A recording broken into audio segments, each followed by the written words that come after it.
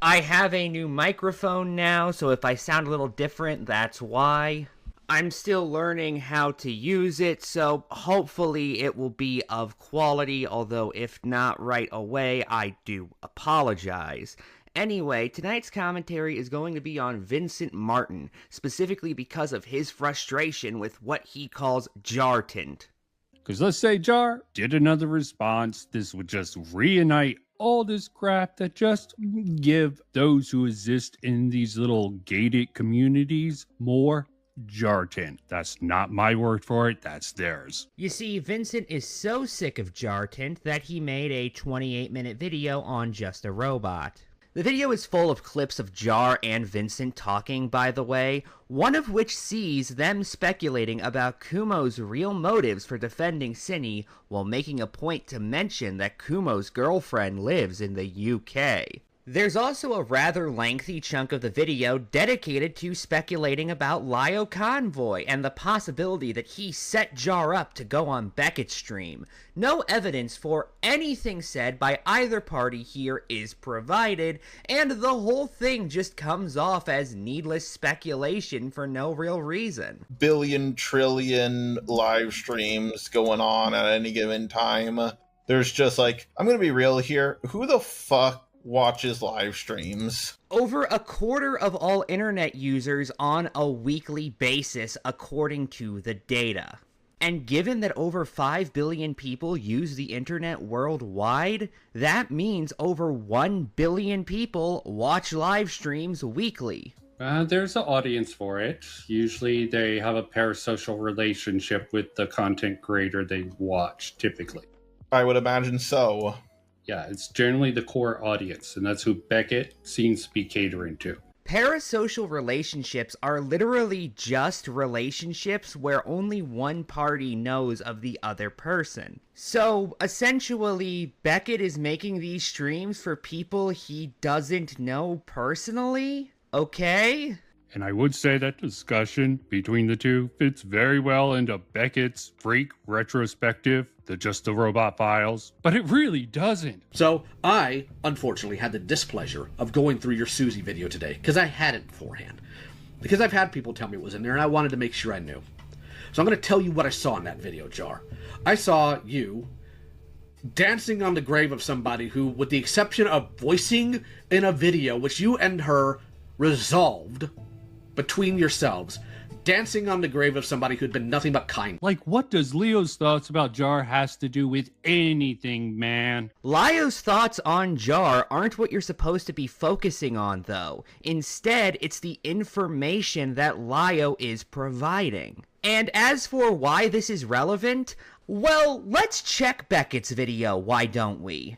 For those who don't know, before Beckett plays that clip of Lio, we hear him say the following. The video we're currently watching clips from is his one on Hopeless Peaches, and like many other dramas in the past, the minute Jar has an opportunity to take a shot at somebody, regardless on what terms he is on with them, he will take it. Which makes this next bit incredibly ironic. It doesn't matter how many times you shout them out, defend them in a drama, or anything else. To them, you're just another potential target for them to make a video on. Beckett then plays that clip from the call Jar had with Lio in order to make the point that he is engaging in that exact same behavior. But let me get back into this mess. This narrative that Jar had a thing for Cinny seems completely ridiculous and applies better to Kumo. I'm just going to ask how exactly that could be relevant if you specifically call these claims ridiculous. What, are they just less ridiculous when it comes to Kumo? Okay. I mean, they can say, oh, we can only see Jar doing it with females. Well, fucking open your eyes, you fucking morons. You're trying to make big claims about someone. Yeah, just the cowardly nature of this just annoys me to the degree. If you're gonna try to cancel someone, don't be a bitch about it. I have only seen him interact with women. Yes, it's stupid humor, but it's consistent across the board. Male, female. Maybe Jar's a closeted bisexual, but I sort of doubt it. Do you have any evidence for this being the case at all? And if so, why don't you provide it to your audience? Also, that point was needlessly dragged out. You could have literally just said Beckett claims Jar only behaves this way to women. However, you know from, I assume, personal experience that he does the same to men. However, instead you included this long tangent about how cowardly Beckett was for some reason. I don't get the relevance there. You don't hide something and try to rewrite it if you're not embarrassed by it. There are exceptions to that, but I doubt that's the case here. I like how he backpedaled within his own point, going from this is not something that happens to okay, it does happen, however, he doubts it's the case in this particular instance. But then why even say it's not something that happens if your very next sentence contradicts that? Okay, dude. Also, I'm going to try and reach out to Chud Logic. Ooh, I remember liking his stream. I think with his help, along with the recording... You little fucking bitch! You little wretch! Yeah, the laughing at the beginning makes me think this is an act of performative anger for the camera. But I really haven't watched much of Chud in quite a long time. Or Chud read something and that caused his mood to shift. That's also a possibility. By the way, I'm cutting a lot out, but that's primarily because so much of this video is downright incoherent. Large chunks of it are little more than mindless conspiracy mongering without any actual evidence to back up any of the claims made. Or without even claims, truth be told. Just statements that, when said together, kind of resemble claims, but not really. My final thoughts are, I hope this new mic sounds good. Good night and good luck. Although I may seem like an odd person to critique a video about Pokemon or Digimon, given I am far from an expert on Pokemon and also know basically nothing about Digimon, my issues with this video have nothing to do with the franchise in question. Instead, what I have encountered is a video that takes way too long saying nothing at all, which is one of my least favorite types of videos if you haven't noticed. And instead of actually providing any useful insight into either Pokemon or Digimon, just kind of talks about them in vague terminology. Take this part as just one example. When I personally engage with art, when I see something like Digimon Story Time Stranger, I can feel the artist's life experience. I can feel what they are trying to say. I can feel what they thought as they put work into creating this game. When I engage with Pokemon, I don't feel anything. I can't hear any voices from the artists. I can't feel any of the artist's life experiences when I engage with Pokemon. I find this statement odd given Pokemon was quite literally created because the person behind it had an obsession with bug catching in his youth that he wanted to translate to video game form. Now, maybe that fails to connect with you, or isn't quite what you meant, and if that is the case, I understand on some level. However, what is meant doesn't really get elaborated on in the video, and that is fundamentally the biggest issue with it. Look at this part, where the creator of the video is defining what art is. Art is the sharing of an idea or feeling, filtered through an artist's life experiences. If I were to break out my editor's pen here, the margins would be full of questions. Among them, says who? Where are you getting this definition from? Furthermore, what exactly counts as an artist? Is an artist just somebody who makes art? Well, that's kinda circular, don't you think? Furthermore, how broadly are we defining experience here? The original Sonic the Hedgehog was based on an experience one of the people behind the game had while playing the original Super Mario Bros. Did you know? Sonic's trademark speed was actually inspired by the original Super Mario Bros. In issue 260 of Nintendo Power, Sonic's co-creator Yuji Naka revealed the initial concept for Sonic the Hedgehog's fast gameplay came from playing level 1-1 of Super Mario Bros. Over and over again as as fast as he could, since you always had to play the level first regardless of whether you used warp zones or not. Naka said, "I always tried to get through the level as fast as I could, and that inspired the initial concept for Sonic the Hedgehog." Does that mean any Sonic game which takes advantage of his speed could be considered art, given it's taking an experience and filtering it through the lens of an artist? Or do the people behind the Sonic the Hedgehog games not count as artists? If not, why not? Pokemon is fun, but Digimon is beautiful. He said it! He said it! Art is an exploration and celebration of the human soul. But again, what does that actually mean in any sort of material sense? Look, I understand definitions of concepts like art can be tricky to pin down. However, the reason why I'm asking for this is because otherwise you can arbitrarily determine that art is essentially whatever you want. If you don't want to consider something art, all you need to do is say that it fails to meet the criteria of expression of the human soul, and nobody can really disprove that. Your soul is shaped by the accumulation of your life's experiences. Through the joy, sorrow, the pain, the struggles, and the triumphs, your soul grows bigger, it gains more color, and it changes shape. Those who go out and live their lives, they experience many things, and they meet and engage with many people. Those people have big, interesting souls. One is forced to wonder if they also have big meaty claws! What did you say, punk? Big meaty claws!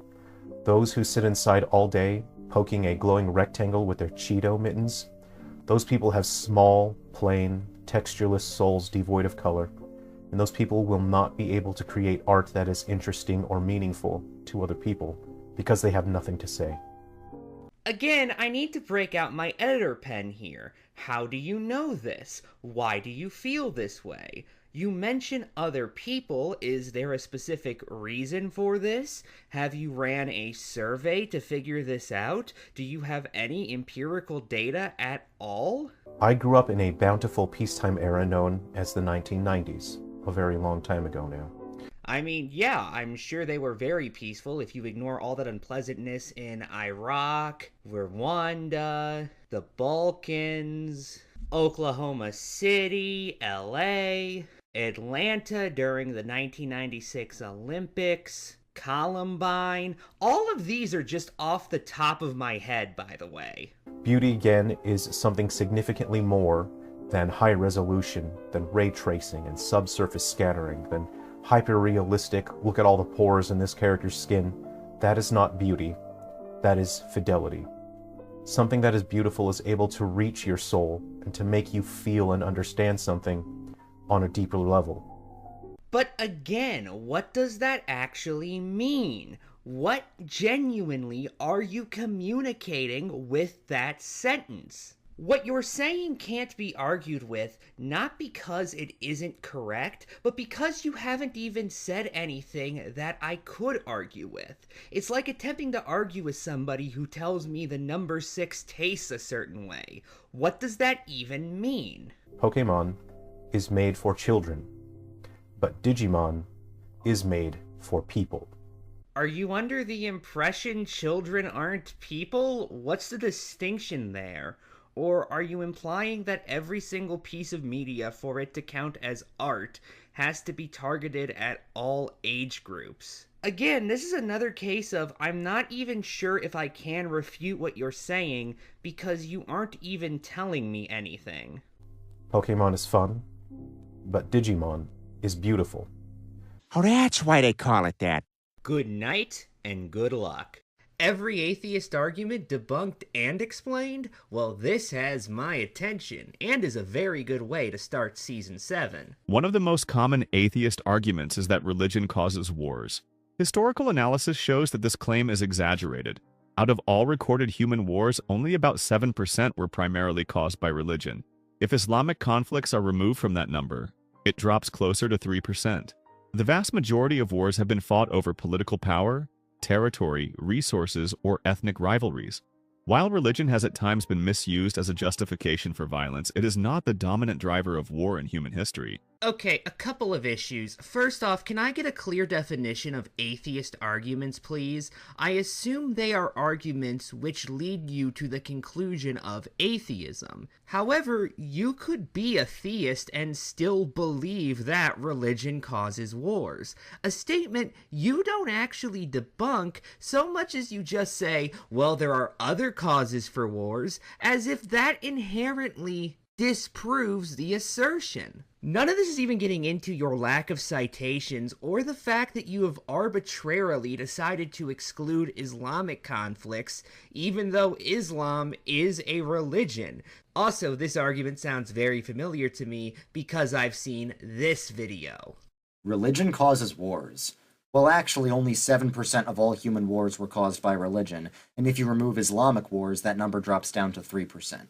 Yeah, a lot of this video is incredibly similar to Redeemed Zoomer's All Atheist Arguments Answered video, which I commentated on last year if you would like to know the issues with that video. I'm not going to go so far as to call it plagiarism, but I am going to point out some similarities I noticed. Atheists also argue that if someone were born in another country, they would not be a Christian.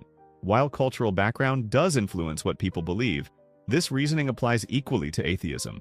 An atheist born in a strongly religious culture would likely not hold the same views either.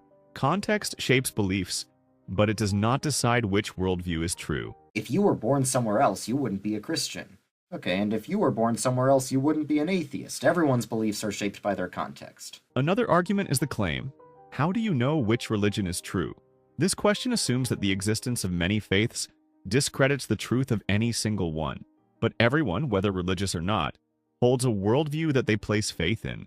Some worldviews are labeled religious, and others are considered secular, but each one requires a foundation of trust in unseen truths. The task is to examine which worldview best explains the origin of the universe, the reality of moral law, the presence of consciousness, and the purpose of life. How do you know which religion is true? Well, everyone, religious or not, has faith in a certain worldview. It's just that some worldviews are called religions and some are secular. But everyone has to ask the question of which worldview best explains the world. Another common claim is that there's no scientific proof that God exists. This argument misunderstands both science and God. Science, by definition, studies the natural world, things that can be measured, tested, and observed. God, by definition, exists beyond the natural world. There's no scientific proof that God exists. Well, by definition, science can only prove things inside the natural world, and by definition, God is something outside the natural world, so science can neither prove nor disprove God. Some insist there is no evidence of anything supernatural, yet history and medical documentation point to cases that strongly challenge a purely naturalistic worldview. Reports of demonic possession include individuals speaking languages they never learned or demonstrating knowledge they had no access to. Near-death experiences also show people acquiring verified information while unconscious or clinically dead. These accounts may be debated, but they cannot be dismissed as if there were no evidence at all. There's no evidence of anything supernatural. Well, that's just not accurate. There are medically documented cases of people with demonic possession speaking in languages they don't know, for example, and people with near-death experiences getting information they never had access to. Atheists also argue that the Gospels were anonymous, implying we do not know who wrote them. In reality, anonymity in ancient writings does not mean total uncertainty of authorship. Early church fathers who lived close to the time of the apostles recorded who wrote the Gospels, and their testimony consistently matches the traditional attributions of Matthew, Mark, Luke, and John. The Gospels were anonymous. Okay, anonymous doesn't mean we have no idea who wrote them. It just means the names of the authors aren't signed in the text itself.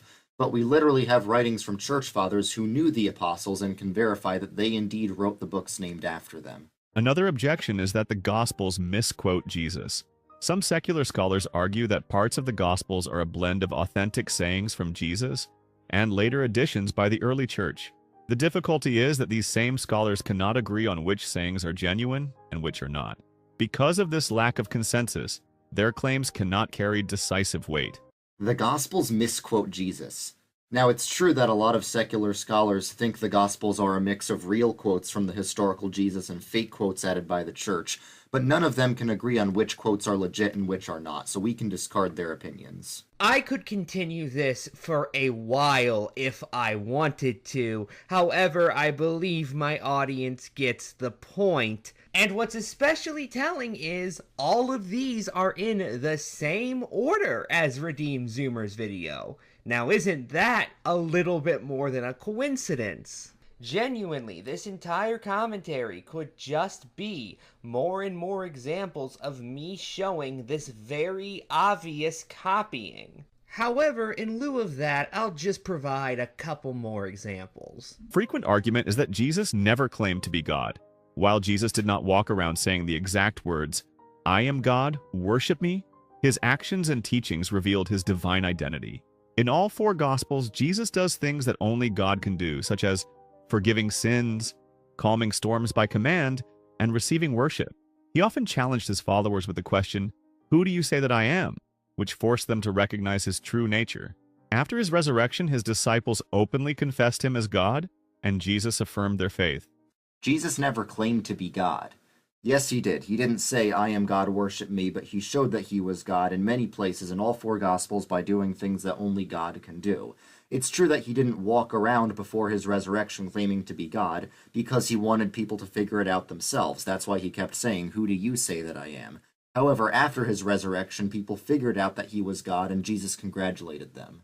Another claim is that the later a gospel was written, the more divine Jesus appears, suggesting that his godhood was a later invention. This theory collapses when considering the letters of Paul. These writings predate the Gospels and already present a clear confession of Jesus as divine. The later one of the Gospels was written, the more divine it makes Jesus seem, so we can extrapolate that Jesus was originally a human figure who got made more divine over time. Alright, maybe some Gospels emphasize Jesus' divinity more than others, but what about Paul's letters that fully confess the divinity of Jesus and were also written before any of the Gospels? So that breaks your pattern. Critics also point to slavery in the Bible as proof that Scripture condones oppression. However, the presence of slavery in the biblical text is not the same as approval of it. In the Old Testament, certain laws address slavery within the context of the ancient world, often regulating and restricting practices rather than endorsing them. Jesus explained that some Old Testament laws were accommodations to human hardness of heart.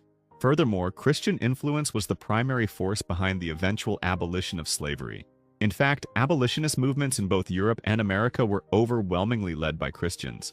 The Bible supports slavery. No, it doesn't. Just because there's slavery in the Bible doesn't mean the Bible supports it. There are some Old Testament verses that could be interpreted as condoning slavery, but Jesus himself said that the Old Testament made accommodations to people's sinful state. And also, slave owners in the American South had slave Bibles for their slaves to read, but it omitted a lot of the real Bible, so if the Bible actually did support slavery, this wouldn't have been necessary. Christianity supported slavery. Well, sure, some Christians did, but all human civilizations have had slavery. Christian civilization was the first one to abolish it on moral grounds. The fact that you're against slavery is due to Christian influence. Also, most organizations fighting modern-day slavery are Christian. One common objection is that God killed many people in the Bible. Scripture does record judgments where God ends lives, but the Bible also teaches that God is the giver of life and numbers every person's days. Because God is the author of life, he has the authority to take it. These judgments are portrayed as responses to sin and corruption, not arbitrary acts. By the way, if it were just one or two of these, then I would be able to understand. I mean, they're addressing the same topic. And there are only so many arguments you can make, even if I don't personally find many of them persuasive. However, the fact that I am able to get so many different examples certainly speaks to a pattern at the very least. Occasionally the points have a few more extra flourishes than Redeem Zoomers, however that really doesn't change anything regarding the overall substance. Instead, that just makes the video drag out needlessly, and oh boy is it dragged out needlessly. Redeem Zoomer's video is only 9 minutes in length. It doesn't even hit the 10-minute mark. However, this video is 17, and you feel the needless additions that don't actually make the arguments any stronger. A lot of them are just waffling. For example, after responding to the misquoting Jesus point, the video says, "The Gospels have been preserved and transmitted with extraordinary care, and the church fathers who knew the apostles affirmed their accuracy." Okay, but if they're preserving something that misquotes somebody, isn't that actually a bit of a problem? Because then the misquotes are never going to be sorted out. But let's actually discuss the factual accuracy of the claims made in this video. I'll only use clips I haven't already shown, although if something is copied, I will play the corresponding redeemed Zoomer clip. That means science cannot prove or disprove God in the same way it cannot scientifically prove concepts like human rights, moral truths, or the existence of love. Science can prove the existence of love, though. Given it's an emotion that comes about due to a chemical reaction, we can analyze what exactly happens when somebody is feeling said emotion in order to understand how it operates. Atheists sometimes argue that since there are thousands of gods in human history, rejecting one more god, the Christian God, makes sense. But this is a false comparison. The question of whether any God exists is entirely different from the question of which religion best describes him. There's 4,000 gods that people believe in, and you're atheist to 3,999 of them. I just go one god further. Okay, this isn't the gotcha that you think it is, because the question of whether some sort of god exists is fundamentally different from the question of which religion is right about God. But it's not as if we have been proposing as a species the same monotheistic deity over and over again with different attributes. For example, one Christian blogger notes that the Old Testament specifically makes reference to false gods. Not misunderstandings of God, which the Canaanites were having, but instead completely distinct deities the Canaanites were worshipping. A familiar challenges the question, can God make a rock so heavy that he cannot lift it? This is a logical trick rather than a real objection. Being all-powerful does not mean that God can perform contradictions or act against his own nature. For example, God cannot lie, cease to exist, or create another God. Can God make a rock he can't lift? Well, you're just asking if God can contradict himself, like can God lie, or can God change, or can God make another God? And the answer to all those things is no. The Bible says God can lie on numerous occasions. This notion is utterly nonsensical. Anyway, that's basically everything. So, final thoughts? Honestly, I think this was a very good way to start off the season. Good night and good luck. Dr. Richard Carrier, the very well-known Jesus mythicist, has a new book coming out next month on the topic of the historical Jesus. So, naturally, I thought it would be a good time to talk about Carrier and why his research is so flawed. Now, Tim O'Neill, who runs the blog History for Atheists, actually wrote a Twitter thread talking about Carrier's book, and I'm gonna quote from it. Wow, just when I thought I could no longer be surprised by Richard Carrier's narcissistic self-delusion, he manages to astound yet again. His much belly-hooed follow-up to the stinker that was On the Historicity of Jesus, Why We Might Have Reason for Doubt, 2014, is about to be released. This new book was also meant to be a peer-reviewed continuation of Carrier's arguments that no historical Jesus existed, given that his first book was an academic failure, which, to Carrier's astonishment, convinced no one. For more on this, see the 37-page response to Carrier's book published in the Journal for the Study of the Historical Jesus called On Richard Carrier's Doubts. It points out a series of errors in Carrier's work that show why no academic really takes him all that seriously. In particular, I want to note one quick thing mentioned in this article because it shows how willing Carrier is to accept interpretations that really aren't backed up by the scholarship outside of a specific group of people who are not widely seen as credible. You see, Carrier denies that Jesus had a brother. He has to. He's a mythicist. Here's what the article says on that. It has been claimed that if there is an Achilles heel to the Jesus myth theory, it would be the reference to James, the brother of the Lord, Galatians 1:19. Typically, historical Jesus scholars take James to be one of Jesus' many biological siblings. However, Carrier and other mythicists have argued that the familial language used throughout the Pauline letters is reason enough to doubt that James is Jesus' biological brother. Carrier contends that, quote, Paul is unaware of any need here to distinguish biological from adoptive brothers, since all baptized Christians were the brothers of the Lord, and all Christians knew this. Paul would need to be more specific when using this phrase of actual biological kin. While kinship language is used in the Pauline literature, as well as the rest of the New Testament, there is solid evidence to affirm James was the biological brother of Jesus. To my knowledge, the only group of people that regularly deny that James was the biological brother of Jesus are Catholics, who need to believe such a thing because they also hold the view that Mary was a virgin for her entire life. And I guess Robin Williams specials, they also don't tend to say James was the brother of Jesus. Jesus was an only child because, thank God, who would want to be Jerry, the brother of Christ? That's a tough gig. Come on, Jerry, we're going to the beach. Oh, great, Mom. Yeah, Jesus is going to walk on the water, feed everybody, heal him, and get a whole bunch of disciples. I'll sit there with a rash and sand in my ass. Great day for me. He ends up in a bar at the age of 30 going, yeah, I'm Jerry Christ. Whoop-de-doo. Yeah, I healed somebody. Here, Spot. Come on, boy, heal. Yeah, look at that. Yeah, my brother. Yeah, Jesus, he's a carpenter. I'm a plumber. You do the math.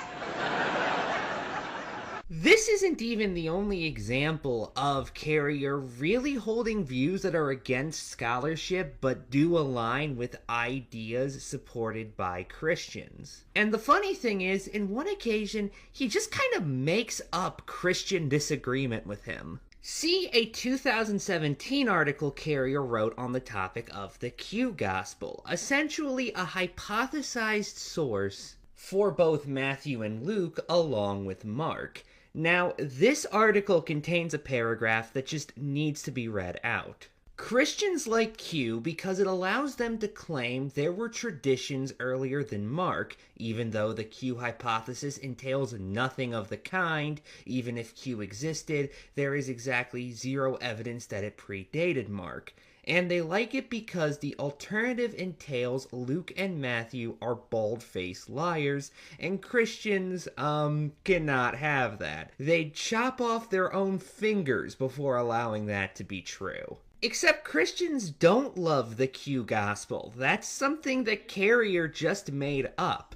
I'm sure individual Christians have defended it. However, I can find several who believe it to be an utterly nonsensical notion. Jimmy Akin, for example, in an article he wrote on the Q Gospels for Catholic Answers, directly said it really doesn't matter all that much to the concept of Christianity. From one perspective, the perspective of faith, it doesn't really matter much what the particular sources of the Gospels were. They are all inspired and give us accurate knowledge of Jesus Christ. That's the important thing. Meanwhile, although I will grant Carrier this article didn't come out for another several years after what Carrier wrote was published, I could find a Christian directly attempting to debunk the entire idea of a Q gospel, which would be unthinkable if it was really so beneficial to them. While on the topic of Carrier's discussion of the Q Gospels, I just have to highlight this part of the article I already quoted from. Even many experts don't know how awash with falsities this field is. Too often, they just naively trust what they are taught in schools. An example is Mark Goodacre, having been duped by someone at some point in his career. into believing Paul wrote that he had learned the Gospels, quote, from those in Christ before him. On radio, I told him no such verse exists. In fact, Paul says exactly the opposite, and so assertively that he even swears by it. Goodacre refused to believe me until on commercial break we had a chance to try and find the verse he was sure was there, but it wasn't. Hey Richard, are we talking about the same Mark Goodacre who wrote an entire book specifically arguing the Q Gospels never existed? The same Mark Goodacre whose book on the Q Gospels you said was, quote, the best case yet made for there being no Q source at all in On the Historicity of Jesus? That Mark Goodacre? Fuck, Carrier cites Goodacre later in this very article. The lies are the most appalling. That any consensus in biblical studies depends on repeated falsehoods is an indictment of the entire field. But even the fallacies call the field into question. Essential reading on why Q should be rejected include Mark Goodacre's A Monopoly on Markan Priority and Michael Golder's Is Q a Juggernaut? For an extensive refutation of Q, see Goodacre's The Case Against Q, and now, supporting that, Thomas and the Gospels. I did wonder what new material he could possibly have for the new work and which academic press would publish it this time. The answer, it seems, are not much and none. Carrier's new book was rejected by peer review, but in a pyrotechnic display of characteristic chutzpah, Carrier has turned this around and declared it a vindication. You see, gentle reader, his book is a surly response to the academic response to his first book, arguing the whole field is an industry based on the false assumption that Jesus existed. So the peer reviewer's rejection of his new book means, in fact, it actually passed peer review. Wrap your heads around that mind-bending paradox for a moment. In his latest post, Dr. Richard Carrier peer reviews this amazing new book by Dr. Richard Carrier and, in ringing tones, declares it an absolute masterpiece. In case one thinks O'Neill might be hyperbolizing, here are some excerpts from the blog post he is talking about. OP did undergo a full peer review at a real biblical studies press, but, scandalously, the reviewers did not take it seriously but only childishly slandered the book.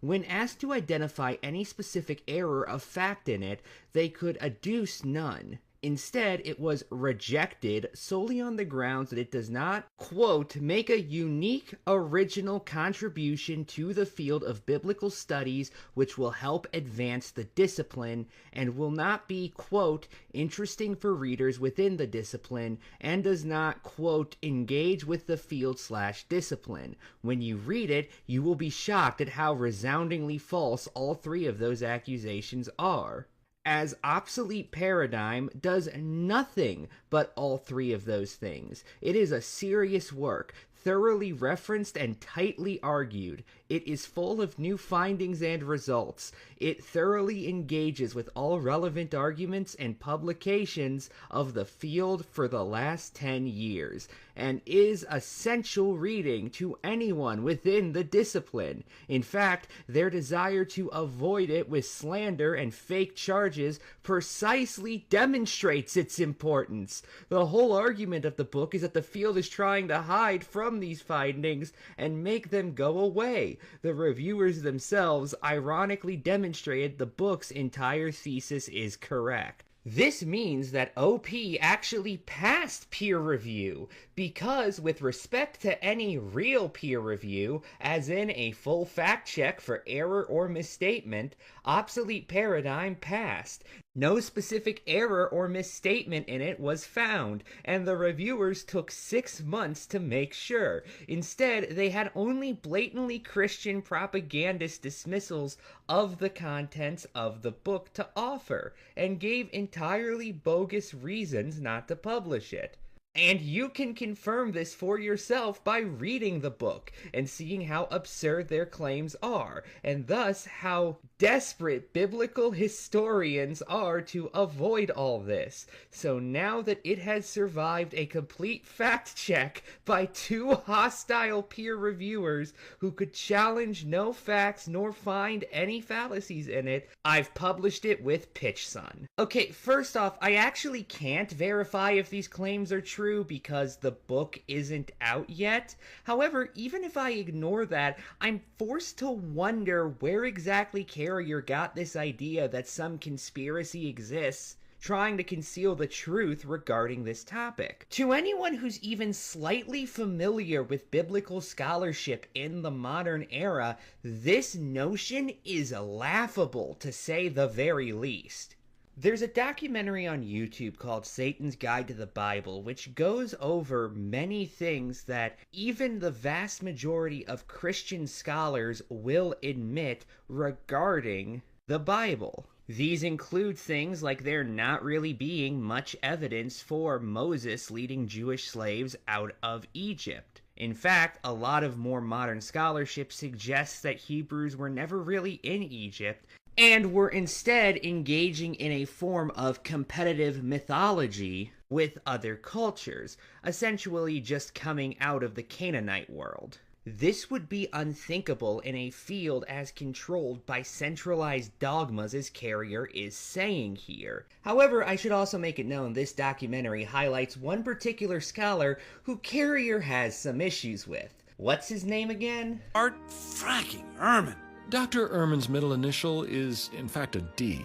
Bart Denton Ehrman? The main disagreement between the two comes down to the topic of mythicism. It has already been established, I believe, that Carrier is a mythicist while Bart Ehrman is not. Now, for the record, you don't have to actually agree with Ehrman in order to understand the next point I'm going to make. That being, regardless of what you think of his scholarship, the fact he is considered a well-respected scholar in the first place debunks this idea that scholars will mindlessly repeat Christian talking points. Going back to Satan's Guide to the Bible, it goes on to note just how controversial Ehrman is in Christian circles. And Christians on YouTube, they're in a total tizzy about his books.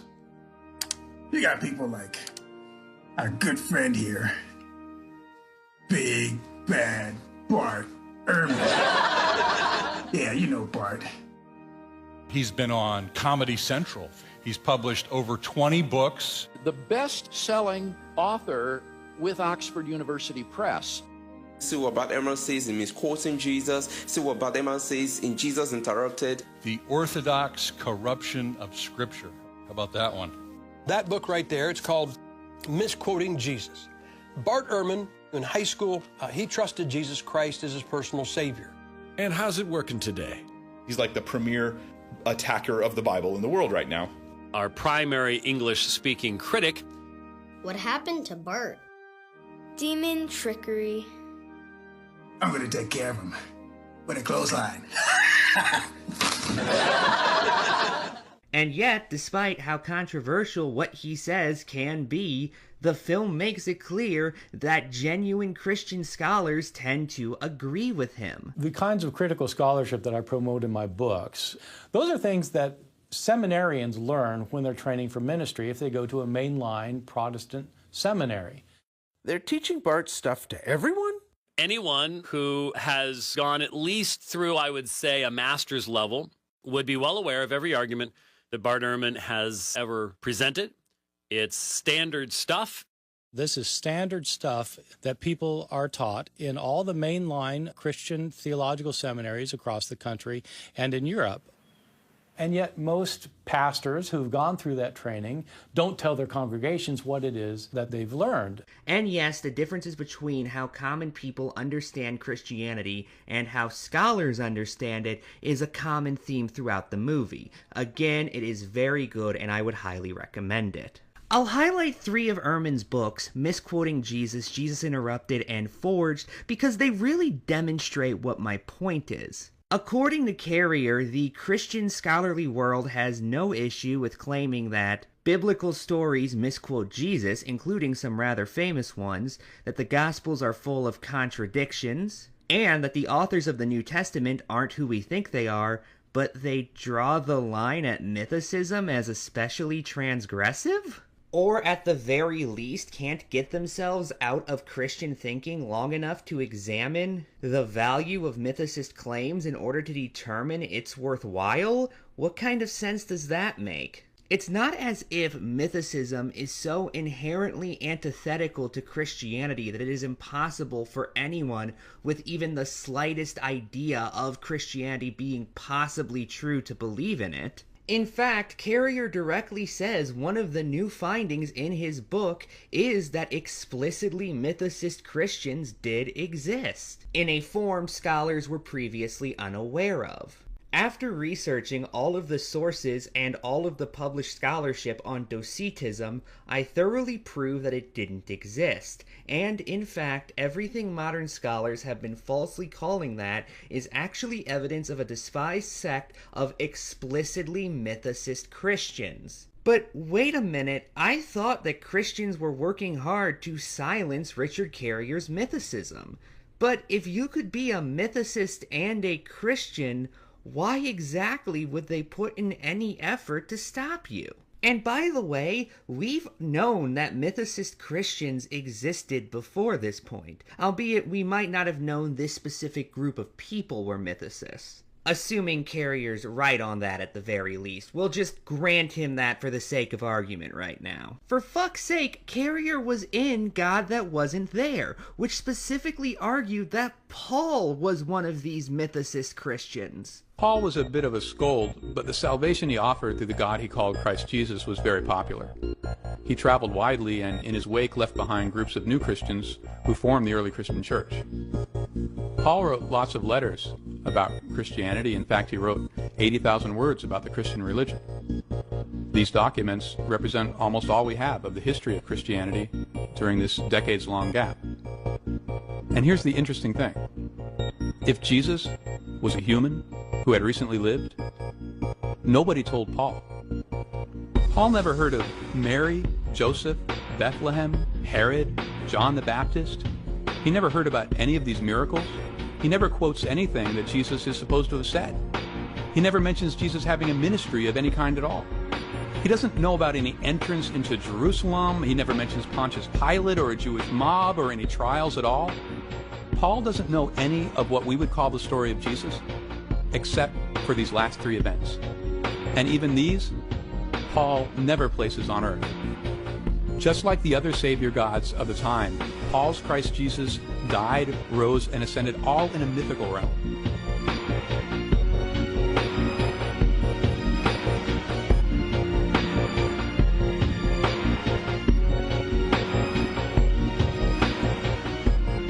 Paul doesn't believe that Jesus was ever a human being.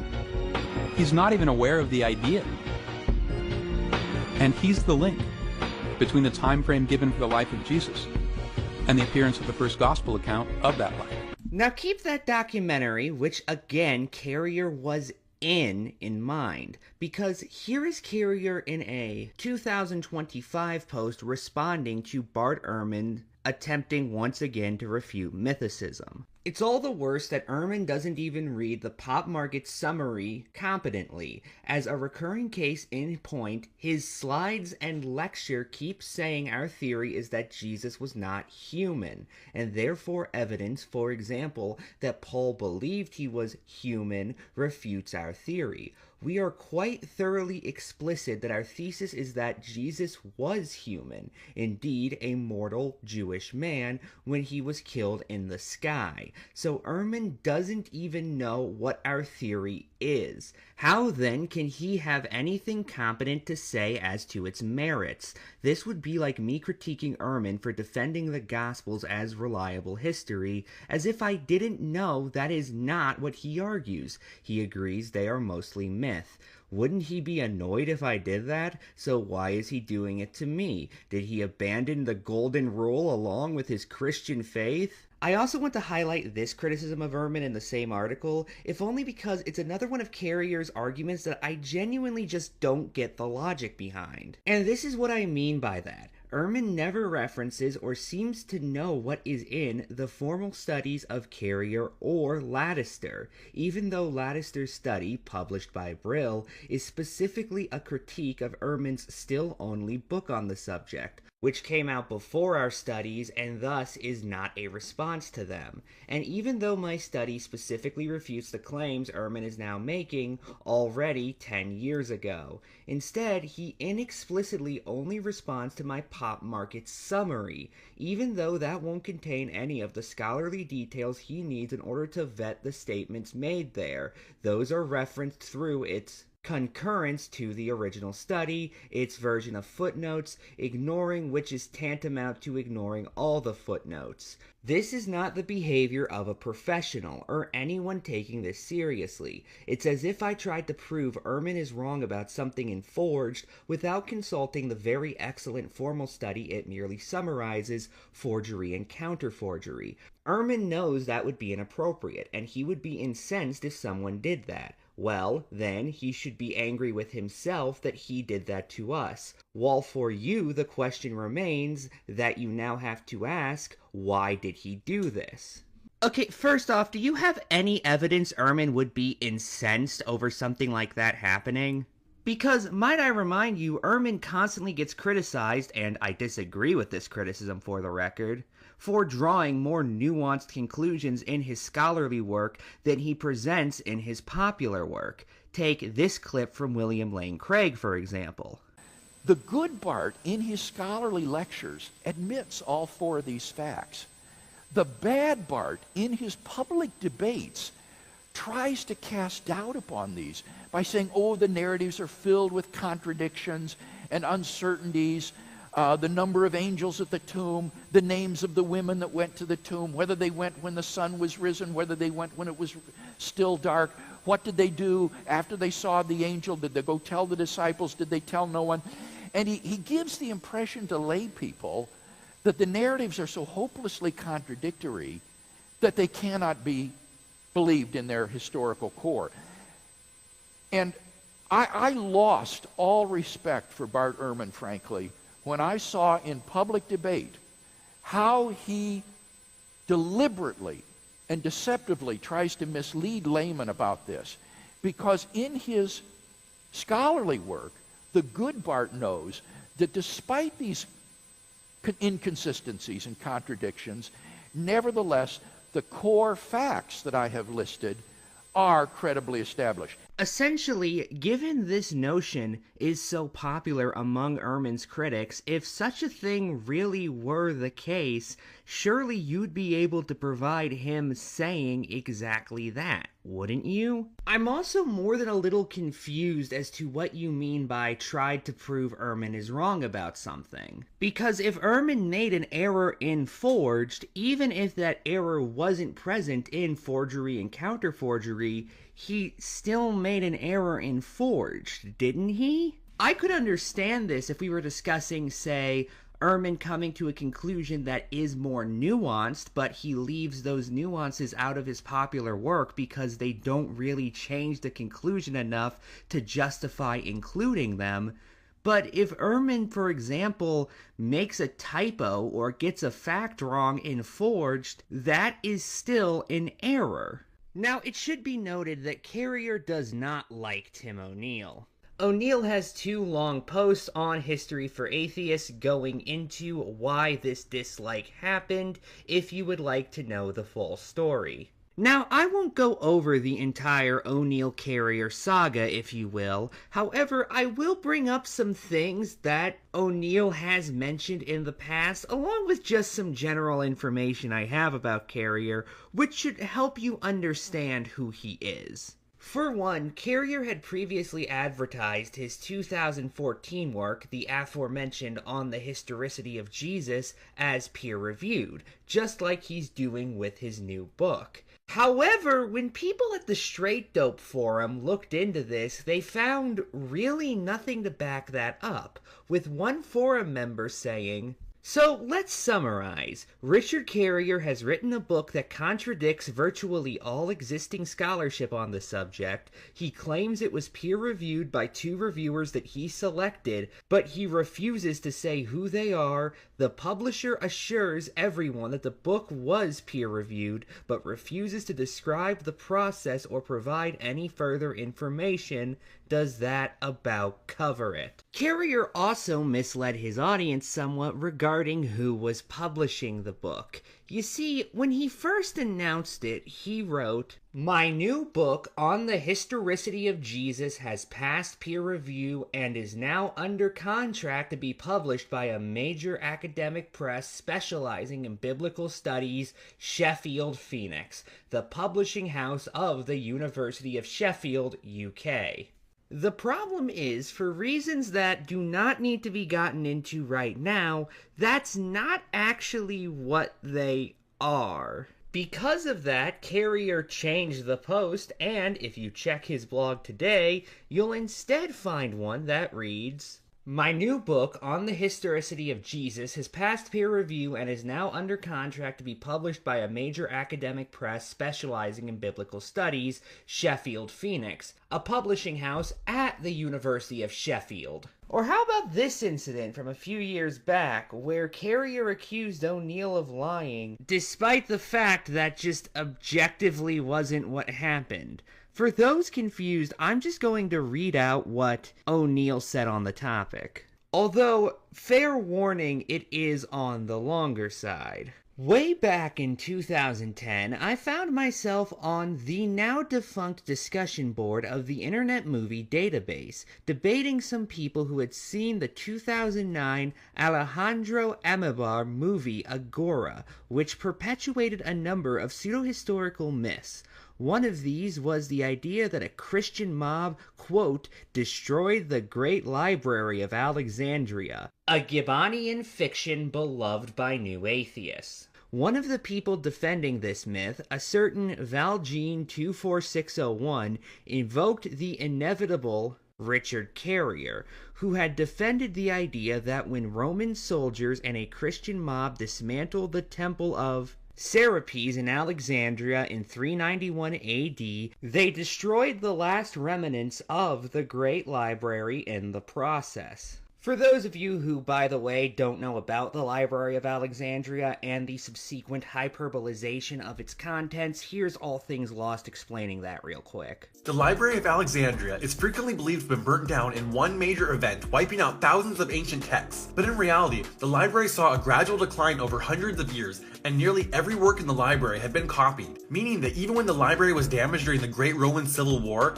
and when the library dwindled due to lack of funds, they likely did not hold the sole copy of many works. There are some works that may have been held in the library, including now lost works by Aristotle, Homer, Sophocles, and Augustus, among many more, but we can't be sure the library ever held any of these now lost books. This is despite no mention of any library in any of the 5 accounts of the destruction of the Serapum, and an earlier mention of the library collection there using the past tense, indicating that it was no longer there when the temple was destroyed. In invoking Carrier, this Valjean 24601 kept referring to Carrier's argument that the earlier reference to the Serapum's library collection using the past tense, that of Amiamis, was, quote, almost verbatim, what a still earlier account had said, that of Aulus Gellius, except when Valjean 24601 said this,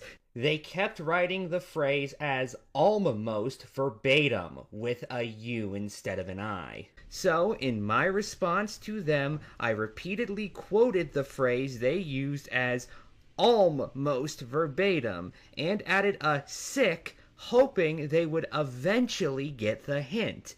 They never did, but let's just say Valjean 24601 wasn't the brightest bulb on the tree.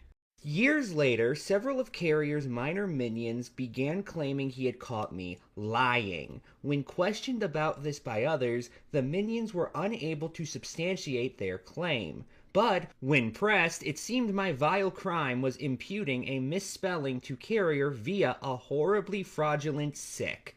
This terrible offense apparently meant my criticisms of Carrier could be wholly dismissed, or something. But the fact they couldn't demonstrate that this dreadful injustice had occurred left many puzzled, though the assertions continued to be made despite this. Then, on March 4th, 2014, the Little Master himself dismissed a criticism by me thus, quote, "O'Neill is a documented liar, although the thread in which he blatantly lied has been, so far as I know, removed. I have a screenshot of it in my files." I was alerted to this claim and was certainly keen to finally learn what my blatant lie was, but I also seriously doubted that Carrier actually had a screenshot of something said about him in a discussion in which he took no part 4 years before. So I challenged him to produce this evidence of my lie, and to my amazement, he did. Here it is. Pause for a moment, gentle reader, and contemplate that. Here is a person who is so obsessed with himself that he keeps files of screenshots of mere mentions of his name so that he can produce them years later if required. This is narcissism taken to dizzying giddy heights. Anyway, by producing this evidence, all Carrier had done was proven he'd made a mistake. The quote, almost verbatim, was me quoting Valjean 25601 and using the misspelling they kept using, with the added sick just as a hint to them. I also emphasized this by putting the correctly spelled word verbatim in italics later in my post. Also as a hint. Read in context, all this was perfectly clear, but Carrier assumes that everything has to be solely about him. All this was explained to Carrier, along with other evidence that he had simply made a mistake. It was so perfectly clear that he'd made an error that I commented to others at the time that surely even Carrier would have to admit the mistake or look like a fatuous boob. But he never ceases to amaze. He just pretended he was right and brazenly refused to admit even this tiny error. Mind you, all of this would be maybe not excusable, but at the very least less worthwhile if Carrier's scholarship was actually good. There's a problem, though. It's not. Just this year, an article in the Journal of Early Christian History was published which took a look at one of Carrier's best-known arguments for Jesus mythicism, that being the use of a Bayesian algorithm in order to determine if such a thing is likely. Essentially, when genuinely examining the evidence in a method considered better than what Carrier did, the probability of mythicism being correct turns out to be very low. And might I remind you, this is using the method Carrier himself championed as a way to determine truth. Now, Carrier does apparently address this in his upcoming book, and says that once adjusted, he actually finds the probability of a historical Jesus less likely as opposed to more likely. We'll have to see if his argument is compelling. None of this is even getting into the problems with trying to use a Bayesian algorithm in order to determine if somebody is real or not, a notion which has been spoofed against Carrier previously. See the 2012 satirical blog post, Does Richard Carrier Exist?, which uses the same methods to determine that he probably doesn't. How did Carrier respond to this bit of humor? By doing a tour and writing a post on his website where he mocks the satire, and does a bad job. Here's a post of his from the 24th of May, 2016. The Richard Carrier Exist Tour begins! Today I head out across the country. Come visit me on one of my stops. I am moving to Columbus, Ohio for good and all, and I'm taking a moving truck and towing my car all the way across the country from my current and soon past home in Stockton, California. Because Christians don't understand how evidence works, they've literally argued that there is no more evidence for my existence than there is for the existence of Jesus their Christ. Never mind that that's already wildly false. Here's your chance to see how evidence works, and confirm yourself as an eyewitness that I do indeed exist.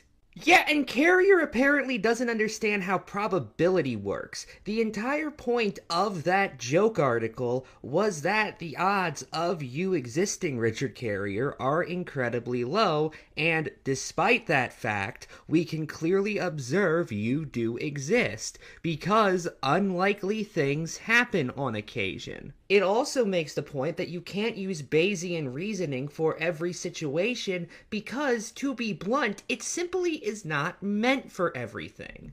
My final thoughts are essentially that Carrier has repeatedly proven himself to just not be good at arguing. That's what it comes down to. And when you're writing books making a case, that seems very much required. Good night and good luck.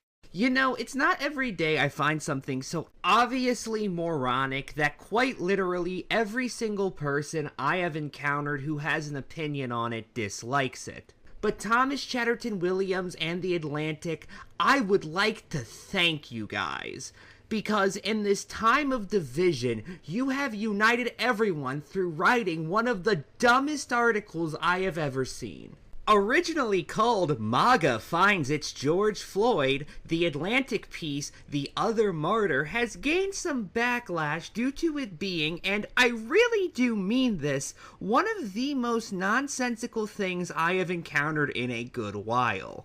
Although I do see where this comparison comes from, it falls apart when you remember details like George Floyd was killed in an act of police brutality.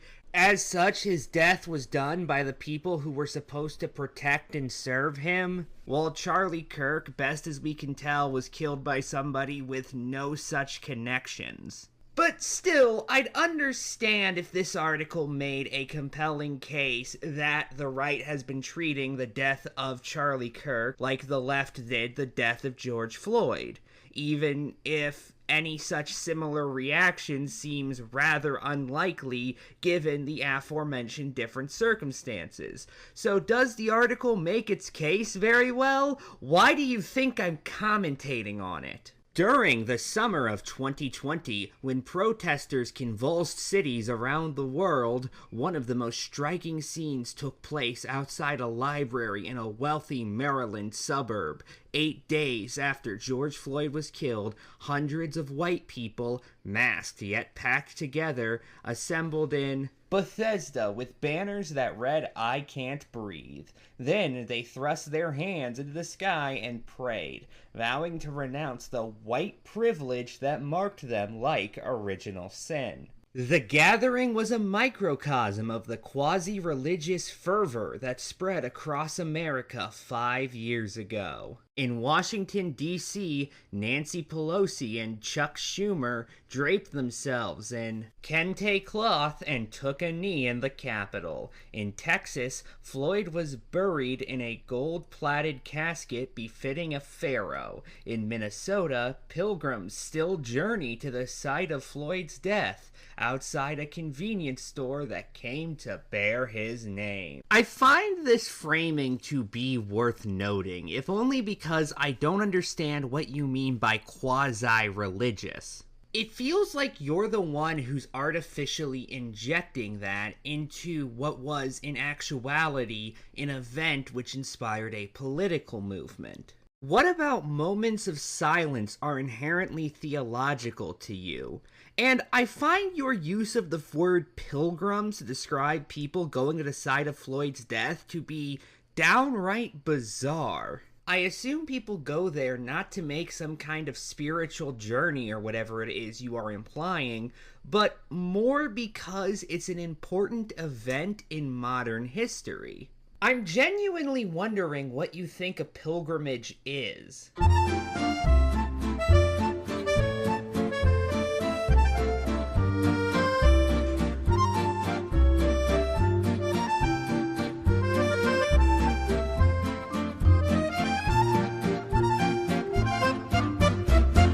Now, when Hetty checked this video, they did point out that pilgrimage can be used in a secular context despite its religious connotations, and although that is true in a technical sense, it's very obvious to me this article is specifically trying to make a religious point with that word. It's as if the author had said people thought the George Floyd killing was creating Armageddon. It is true that word can be used secularly, but putting it aside already existing explicitly religious references makes it clear the intention is to similarly use it in a religious context. Now, I could be wrong, and maybe some people did actually take this very religious approach to the death of George Floyd. However, the author provides exactly no examples of this being the case, so to be blunt, I'm just confused right off the bat. And no, I'm not including a reference to a protest in Bethesda, which, by the way, the author does not cite their sources for, where they allege all of this apparently happened. Either link me a news article or understand that I am not going to trust you to describe this event accurately. Because, by the way, I did look for news stories on this event, and I genuinely could not find anything to corroborate what was being discussed in this article. Now, I'm not saying it didn't happen or that the author is lying. I am saying some sort of citation would be incredibly helpful right now, and it's just not provided.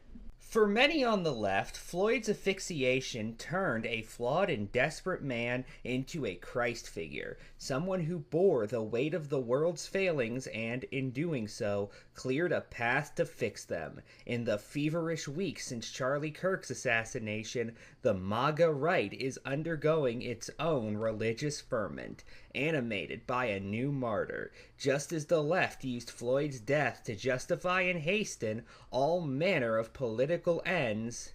The right is invoking Kirk's name to advance illiberal aims and silence opponents. In death, Kirk has become a cudgel. You know Floyd was not a one-off incident, right? There were other black people who died at the hands of police brutality. You even mentioned Pelosi and Schumer's moment of silence earlier in this article, but before that, Pelosi directly read out a list of various black Americans this had happened to, showing George Floyd was not the only one.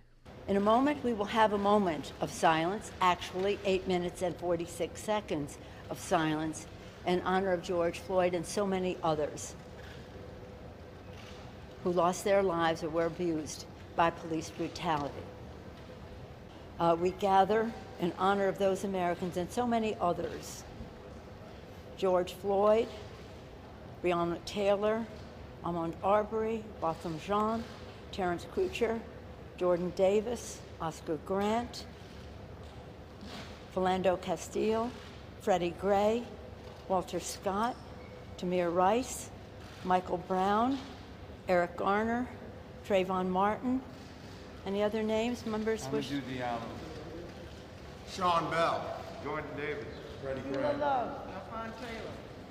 Similarly, when John Oliver talked about this incident on Last Week Tonight, he specifically noted how common this was, even ending the segment by reading out something written in the 1960s, which even back then noted how similar all of these events ended up being. After the unrest in the late 60s, a commission was set up to investigate and issue advice. Many of its conclusions resemble ideas like police demilitarization and broad reinvestment in marginalized communities that are still being pushed today. Now, testifying before that commission was the social scientist Kenneth Clark, and he made this observation, which remains depressingly true.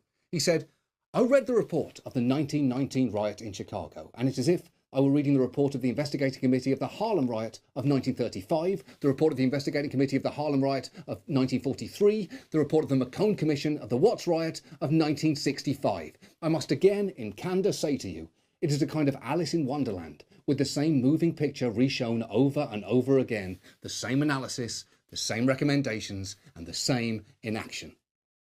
We're in the same shit now that we were in back then." The clip also reveals the other problem with this analogy. It's not as if you can merely embrace these people in your heart and be forgiven of all of your problems. Systemic change needed to be taken in order to make sure what happened to people like George Floyd didn't happen again. Now, we didn't end up implementing the vast majority of reforms that were advocated for, and in my opinion, we should have implemented quite a few more of them. But either way, again, I find this need to make such a comparison in the first place rather silly, to say the very least. Merely invoking Kirk's memory has been sufficient for conservatives to purge their opponents from schools and workplaces.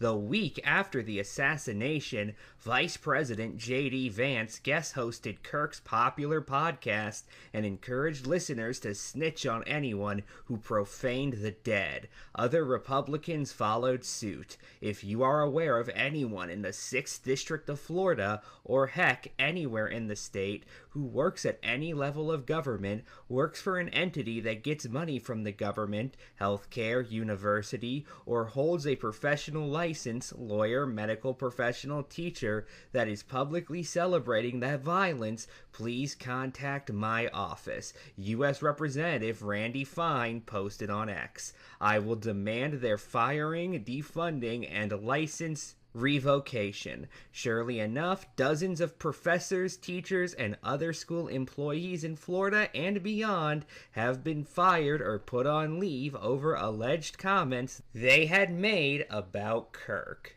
Given you're comparing this to the reaction to George Floyd's death, I'm forced to wonder who exactly faced similar consequences over making equivalent comments about George Floyd. Well, don't you worry, because the very next paragraph basically might as well just be a giant block of red text that says, "I'm making an absurd comparison." It reads, "The interventions of Vance, Fine, and Brendan Carr, the Trump-appointed chair of the Federal Communications Commission, point to an important distinction between today and 2020. Back then, criticizing Floyd or the movement he spawned posed grave social and professional risks, but social media mobs were the main censors. Now, blasphemy has once again become an offense, only this time it is being punished by the government." Yeah, on that, you ever gonna give any examples to actually back up your claim, or are we still just going to have to take your word for it? Honestly, I don't even know what to say past that point. The biggest difference between the reaction to George Floyd's death and the reaction to Charlie Kirk's death is that the author can actually provide examples to back up their claim regarding Charlie Kirk's death. They can't do the same for George Floyd. So, fundamentally, this comparison is inherently flawed, if only because the author hasn't actually proven such comparison is legitimate. So, I'm going to end it here. Good night, and good luck. Do I even need to give any sort of disclaimer before I explain that this video is going to be utter garbage? It's a PragerU video on Joe Biden. How good do you think it's going to be? Well, okay, the first half of the video is actually pretty decent, giving a fairly objective biography on Joe Biden up until he became president. It even correctly points out some fabrications he said regarding his past while he was originally in office, as well as accurately describing the plagiarism scandal which cost him the nomination in 1988. But he had come to the highest office not at the apex of his powers, but in his old age. Once a smooth-talking Paul, he now struggled to string together complete sentences. I'm sorry, but this notion of Joe Biden as a smooth talker is utterly contradicted by reality. Anybody who's familiar with his past statements before becoming president knows that he's always been a rough speaker who occasionally says crass or incorrect things. Here are just some clips from off the top of my head. When the stock market crashed, Franklin Roosevelt got on television and didn't just talk about the princes of greed. He said, look, here's what happened. Ladies and gentlemen, the President of the United States of America, Barack Obama.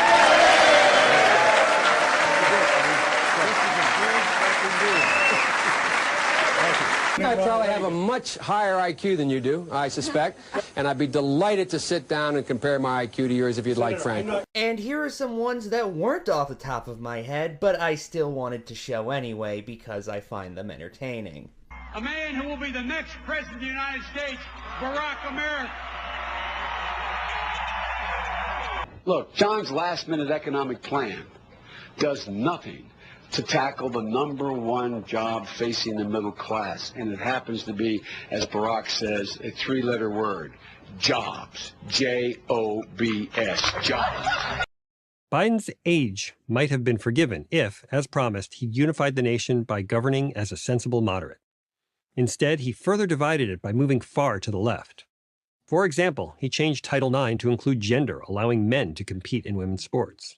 Biden's Title IX change made no reference to athletics. That's genuinely just something made up by Republicans who were opposed to it. He mandated that the federal government favor diversity, equity, and inclusion over merit. I'm just going to ask you to show me some evidence of that if you can. He equated people who disagreed with him on racial issues with white supremacists. Well, what were they disagreeing with him on exactly? You mentioned racial matters, however, that could include essentially anything you want it to. For example, somebody saying the solution to systemic racism is a colorblind approach to policies, even if I don't agree with them, is not a white supremacist. Similarly, somebody who denies the existence of systemic racism, again, which I think is an absurd position to hold, is not a white supremacist. However, somebody who disagrees with me on the topic of, for example, if white supremacy is bad, I personally think it is a white supremacist. And he signed the Inflation Reduction Act, which actually boosted inflation by flooding the economy with deficit dollars, almost all of it going to dubious green energy projects like electric school buses. For those curious, PragerU has one single source for that entire group of claims they made about Biden's administration, and it is just an article discussing the aforementioned change to Title IX Joe Biden was going to implement. It makes no reference to DEI or white supremacists or green energy projects. Biden did little better on the foreign policy front. By precipitously withdrawing American troops from Afghanistan in the summer of 2021, he left that country in chaos and handed over billions of dollars worth of military hardware to radical Islamists. Afghanistan had been in chaos for years by that point, though. To quote from an article on this very topic in the Journal of Democracy, in April 2021, U.S. President Joseph Biden announced that the United States would leave Afghanistan by the 11th of September 2021.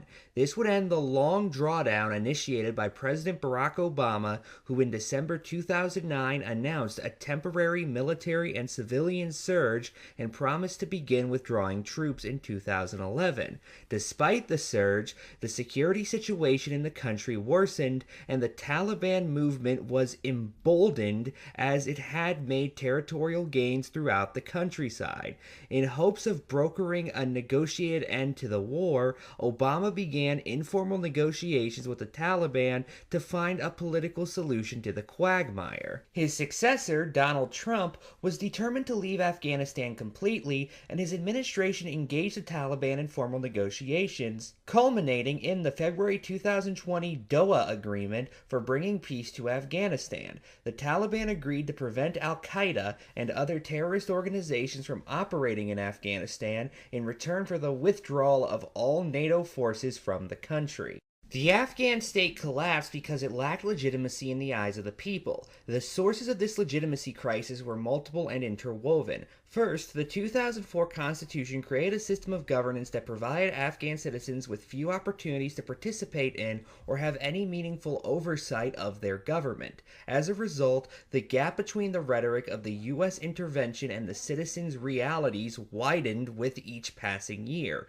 Second, the international coalition was focused on fighting an insurgency and consolidating power, missions distinct from and often at odds with democracy building. International donors, desperate for quick fixes, poured vast resources into Afghanistan with minimal monitoring, and rather than reforming dysfunctional state institutions, they created parallel ones, further undermining state legitimacy. Third, the intemperate rule of President Ashraf Ghani hastened state collapse. Ghani, who kept a tight, close circle and had only a narrow base of support, micromanaged both the economy and the state, and he discriminated against ethnic minorities. Many had expected that the erudite president, who has a doctorate in anthropology and had worked for the World Bank, would rule as a technocrat, yet his behavior was more authoritarian than democratic. Finally, it was only with the support of Pakistan that the Taliban could re-emerge as a political and military force. After the Taliban government collapsed in 2001 in the wake of the U.S. invasion, its leaders fled to Pakistan, where they would remain for the next 2 decades. Yet had the Afghan state not been considered illegitimate by the people, the Taliban would not have had a fighting chance inside of Afghanistan.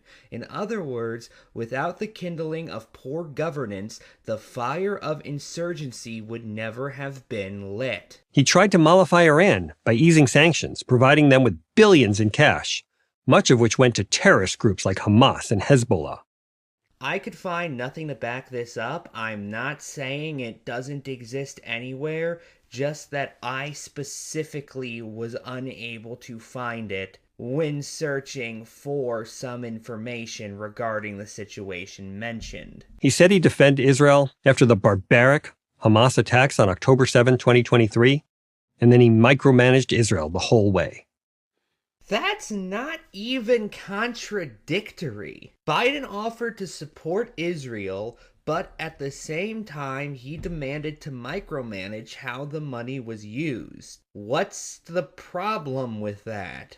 Was he demanding that Israel do things against its own interest? If so, do you have any evidence of that? I'm not even going to argue about the specifics of Biden's Israel policy, because regardless of my own thoughts on that, fundamentally you've given me so little to actually work with here that genuinely what you're saying is utter nonsense. And finally, and perhaps most egregiously, he opened America's southern border to a virtually unrestricted flow of millions of illegal immigrants. This is more rhetoric over reality. Cato has a good article going into this. However, essentially the notion that Biden flung open the southern border is total nonsense. To quote from their main takeaways, illegal immigration had already increased to a 21-year high before Biden entered office. Biden immediately started increasing expulsions from his first day in office. Biden tripled interior detention and increased border detention 12-fold. Biden increased air removal flights by 55% over 2020 levels. Biden negotiated broader expulsion deals with foreign countries than Trump. Biden got many foreign countries to carry out crackdowns on illegal and legal migration. Biden removed or expelled 3.3 million border crossers, 3 times as many as Trump. Biden even managed to remove a similar percentage of crossers as Trump's 4 years. Through all of this, his cognitive decline became more and more obvious to anyone with eyes to see. Still, as the 2024 election approached, the mainstream media continued to make excuses for him. Vox has an article going into this, but essentially that's not true. The media extensively covered the topic. However, it wasn't until the debate with Trump where people outside the media began to care. Anyway, if I were to describe this video in one word, it would be malarkey. Good night and good luck.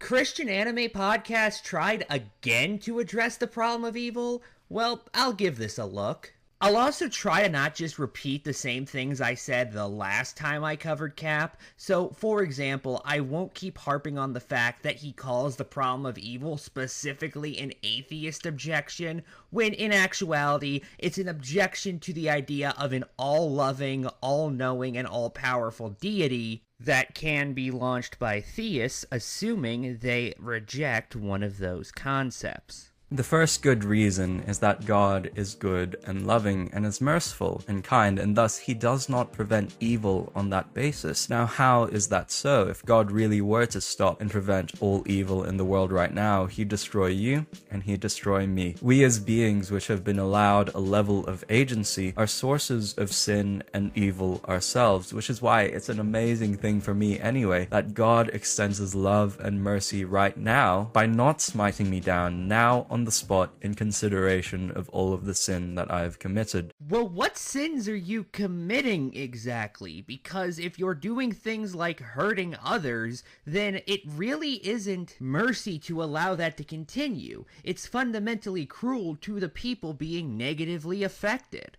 I really relate to Violet Evergarden, where we see in this anime that she goes through the same thought process, where she reflects upon being a veteran of the Great War and of all of the people whom she's unalive, and she doesn't quite know what to do with that. With all of this blood on her hands, she swum deep into sin. Now, the atheist would say if God was good, he'd have stopped someone like Violet before she could ever unalive all of those men, all of those fathers, uncles, brothers, friends. Or he wouldn't have allowed such a situation to arise in the first place. That's also a thing he could totally do, given he's supposed to be all-powerful. Yet the Christian would say that God is merciful and God is kind. If God had stopped Violet then and there, would we have seen her arc throughout this anime where she finds healing and hope in the midst of her brokenness, where she's then able to go out to all of those different people, writing letters for them and impacting them in ways that she could never have possibly imagined. Yeah, if God didn't allow evil, how could this fictional story from an anime happen? What? Okay, I understand he's using it as an example, but it's incredibly strange to prove something that is a real-world phenomenon. He cites an entirely fictional story. And the reason I say this is because fundamentally we're obviously going to allow things in fiction that we wouldn't accept in reality because, well, in fiction, nobody gets hurt. In real life, however, bad things hurt real people, so this comparison is already just bizarre. Also, why exactly is this person's little character arc more important than the lives of the several people who were killed by them? One of my favorite verses of the Bible is that not only so, but we glory in our sufferings because we know that suffering produces perseverance, perseverance character, and character hope. Well, maybe as we currently are. However, wasn't God supposed to be the one who created all of us? Couldn't he, if he so wanted, have made it so we didn't need to undergo suffering in order to build these positive character traits? The second reason why God allows evil is that higher order goods can only be produced as a result of experiencing suffering. Again, even if I believed in such a notion, it would only raise questions regarding why the universe or humanity was set up in this way to begin with. Could he really not imagine a universe where this was not required? I mean, you're essentially telling us the person who's responsible for omelets requiring eggs determined he couldn't make an omelet without breaking a few eggs. Well, whose fault is that? Taking the anime School Live as an example, would Yuki have ever built up courage or developed maturity without first experiencing this situation that she's been thrust into? Possibly. I mean, that's far from entirely incomprehensible as a notion, but even then, why exactly is such a situation and all the damage done with it worth making somebody a bit braver and a bit more mature? For those unaware, this is an anime that takes place during a zombie apocalypse where the main character and her friends are likely the only people still alive in this city. Was this situation really required to make this one person more mature and courageous? And even if it was, why is that necessarily better than letting a large amount of people live while having one more cowardly and immature human being? Now, the third reason why evil is permitted or even used by God is that it is used as a punishment upon certain groups of people for the sins they have committed. But I thought we weren't experiencing that because God is merciful. This defense for God's allowing of evil is actually one that we have to be really careful to attribute to God for. If we look at the whole catalog of Makoto Shinkai movies, we can work through this together. In Your Name is the meteor which hit the town of Itomori, judgment by God upon this community, and Weathering with You is the flooding and constant rain, God's punishment upon the people of Tokyo. In Suzume is the earthquake and tsunami which hit the town of Tohoku. Was that penance for the sins of that town? Of course, you can't really discern that without divine revelation, so we ought to be careful as Christians if we ever do speak on behalf of the Lord without any hard evidence that a certain disaster is divine retribution. I actually imagine that most of them were the result of creators and animators intentionally making their fictional cities have to deal with such disasters as opposed to any divine retribution. Basically, think less an example of God punishing sinners and more, Chowder, look at what you've done! Now the animators are gonna have to draw all this fire! Also, you yourself admit it's difficult to even know if this reasoning is justified in any particular situation. So how can you really apply it as an argument if you yourself acknowledge it's not really something we humans can figure out? We see in the book of Job how he's been described by God himself as someone who is blameless and upright, a man who fears God and shuns evil. Yet we are reminded in this book that it's Satan who is the source of evil, of Job's loss of property, family, and the cause of the sores which afflict Job throughout this chapter. No, it was God who did that after the devil essentially dared him. It's also not an uncommon view among scholars that Job actually began life as a parody, poking fun at the just world moralistic fables that were common within the era it was written in. Which brings us to the fourth and ultimate reason why God allows evil, which is because he is ultimately glorified in triumphing against it. Which he can't do right now because he is merciful, and doing so would require you being destroyed, even though he's eventually going to do that anyway. My final thoughts are this: the video itself was full of problems. Good night and good luck. So I'm just going to see how long it takes for this video to say something either incredibly offensive or incredibly stupid, or both. In most countries, you need to be 18 years old to vote in national elections, and there are no countries where the voting age is lower than 16. Since this is such a universally accepted rule, we should start by discussing some of the obvious reasons for why children should not be given the right to vote. Number 1, children aren't smart enough to understand political policy and decide which politicians to support. This is related to number 2, children don't have the emotional maturity for voting, and they'll be easily swayed by propaganda. Number 3, voting rights for children would cause division within family units, and besides, their family members with voting rights can already represent their interests. And number 4, children don't actually want to be able to vote, and this isn't a real issue. Oh, hang on. Sorry, I got my notes mixed up. Those were all actual, real reasons given to justify denying women the right to vote. That's right, you've been tricked into agreeing with sexism.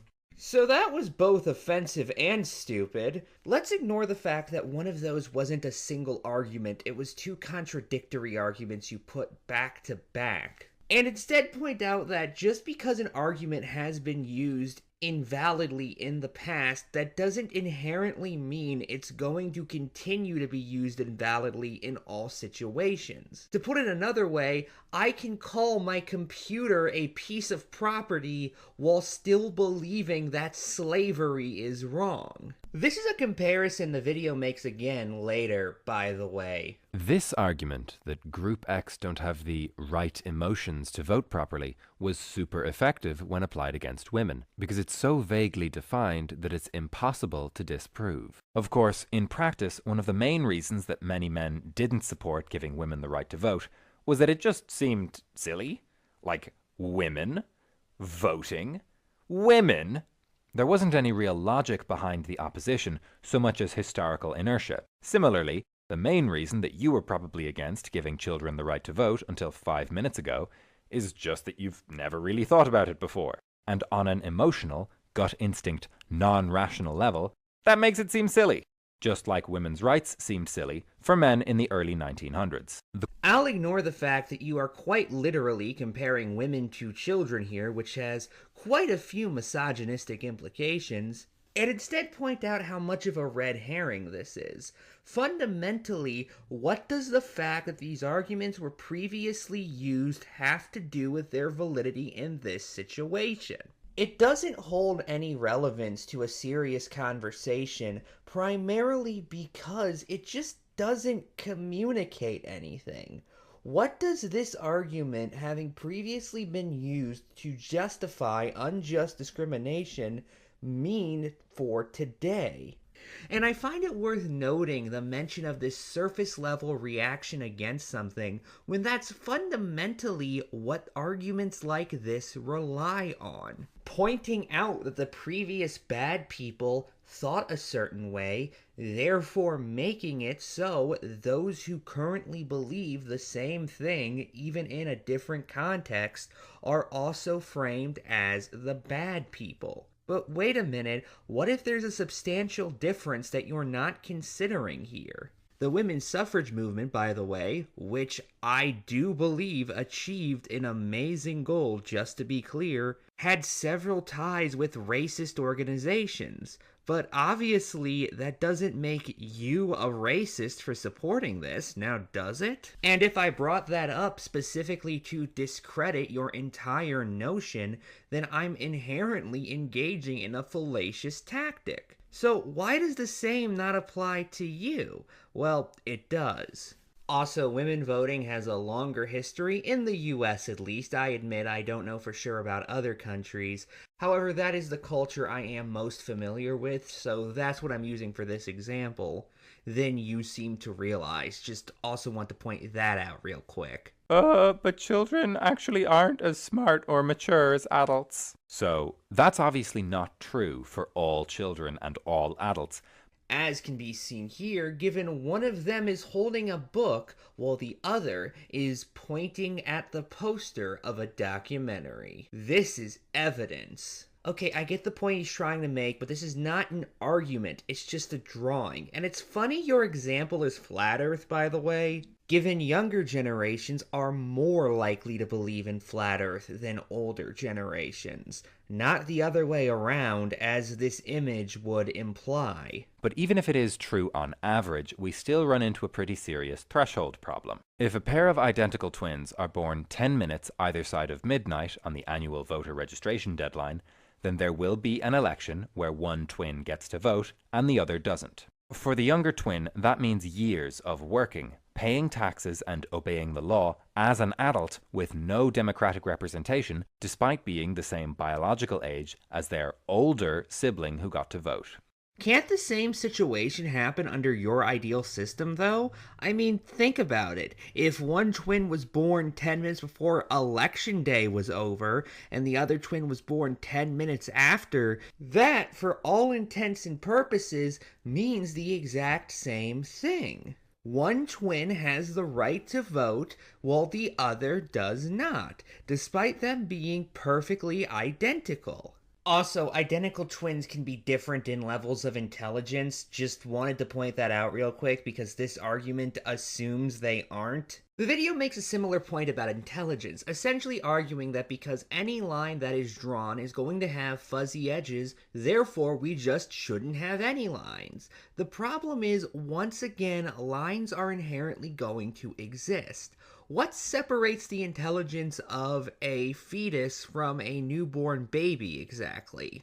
And where do pigs, who show an intelligence comparable to that of 3-year-olds, fall into this equation? Or animals in general, now that I think about it. I mean, you mentioned the concept of consent of the governed later on in this video. Specifically in reference to this idea of us having a super intelligent AI determine what our laws are supposed to be. Well, too bad. I believe that voting is an intrinsic human right from which the state derives its legitimacy. But you disagree, so from now on, only the smartest 1% of geniuses get to vote. And hey, why not replace those people with AI the second it starts beating them on the voter smarty pants test? All hail government.io. Democracy schmocracy. Who needs the consent of the governed when you can optimize bureaucratic decision-making, am I right? So does that apply to animals who we make laws about, despite the fact that they genuinely cannot express any sort of political opinion? How far does this go here? Also, what do you even mean by maturity? The state, fact, or period of being mature. Oh gee, thanks Google. Cambridge Dictionary, what do you got? The quality of behaving mentally and emotionally like an adult. And a very advanced or developed form or state. Spoilers, he never addresses that definition nor wrestles with what it means for his argument. My final thoughts are that, honestly, I thought I'd have more to say. Good night and good luck. The single paragraph that showed this man that the Flavian dynasty had created Christianity. Well, this ought to be at the very least interesting. I knew that the Gospel of Mark and all the Gospels had many elements, actually the entire New Testament had many elements of Gnosticism. Yeah, Gnosticism began life as a subsect of Christianity, so that is not particularly surprising. With that said, I'd like a clearer definition on what you mean by Gnostic elements before I could fully endorse this statement, if only because that term is so vague as you are using it. Not helped by the fact that you haven't given us any examples to back up your claim. But anyway, I was kind of stuck on the notion of why the Proto-Orthodox Church would exist. Why would the Proto-Orthodox Church take all these Gnostic writings and remove the demiurge? The Proto-Orthodox Church didn't do that, though, because the Proto-Orthodox Church, as you put it, didn't really meaningfully exist. For those of you who are kind of confused, Proto-Orthodox Christianity essentially refers to, well, Christianity before the creation of what we would currently consider important Christian orthodoxy. However, this was highly decentralized. It's not as if there was a head of the Proto-Orthodox Church in the same way the Catholic Church or the Eastern Orthodox Church has somebody in charge today. This is why the First Council of Nicaea is so important for understanding the history of Christianity, by the way, because it was the moment when a lot of Christian doctrines were decided and when what we would currently call Christian orthodoxy was first really established. But I reluctantly bought another book called Creating Christ by James Valiant, and it was just one sentence in this book that completely made me do a 180 and made me realize that, in fact, the Flavians had created Christianity somewhat as a weapon of war, a weapon against these extreme groups in Judea and to subdue Judea. So I'm going to read this sentence in the book Creating Christ, again by James Valiant. It's located in chapter 3 of part 2, titled The Flavian Testimony for Christ. And again, this is the part, it's not one sentence, it's actually a paragraph, but it's this paragraph that made me flip and made me realize that the basis of Christianity is the Flavian creation, the Roman creation of Christ. So here it goes. If Christianity is conventionally seen as a splinter group of Messianic Jews spreading their gospel in the face of Roman opposition, then any positive mention of Jesus or those associated with him by a highly placed Roman operative like Josephus in the 1st century must be absurd on its face. even if the original Josephus passage was more tepid in its assertions that such an uncritical reference to Jesus Christ could exist at all in Josephus's work without any other supporting evidence or political qualifications, implies at least a Flavian sanction of Christianity. So what he's saying is that if you look at the works of Josephus, then the fact that Jesus is seen in a positive light means that if the Flavians hadn't created it, then at least they sanctioned it, at least they approved of it. I let that clip play out for longer than I normally would, firstly because it's just so long and meandering, but also to demonstrate how bland the visuals are throughout this video. Genuinely, it's just a slideshow of the same couple of images. And I'm from the slideshow commentary community, so you think if anyone would be fine with that, it would be me. His point just also doesn't make any sense for a variety of different reasons. The biggest one being we aren't actually sure if Josephus wrote anything about Jesus in his lifetime. The blog History for Atheists has a post going into this, but essentially, although a case can be made that it was at the very least partially already present in Josephus's writings, a similarly solid argument can be created that says it just didn't exist at all and was entirely added by later Christians. We just don't know, essentially, and as such, trying to use that as evidence for anything is really not that good of an idea.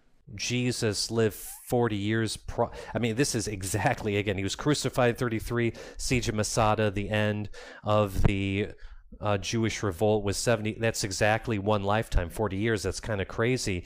We actually don't know what year Jesus was crucified. Bart Ehrman's blog has a post going into detail about this if you would like to know more. Anyway, that's all I want to cover, so my final thoughts are, I hope I'm getting better at recording audio with this new microphone. Good night, and good luck. You know, with how disapproving Michael Knowles looks in this thumbnail, I imagine his argument is probably solid. God almost certainly does not exist. But if it does, and it is all-knowing, meaning it knows everything that ever was... Put a pause here.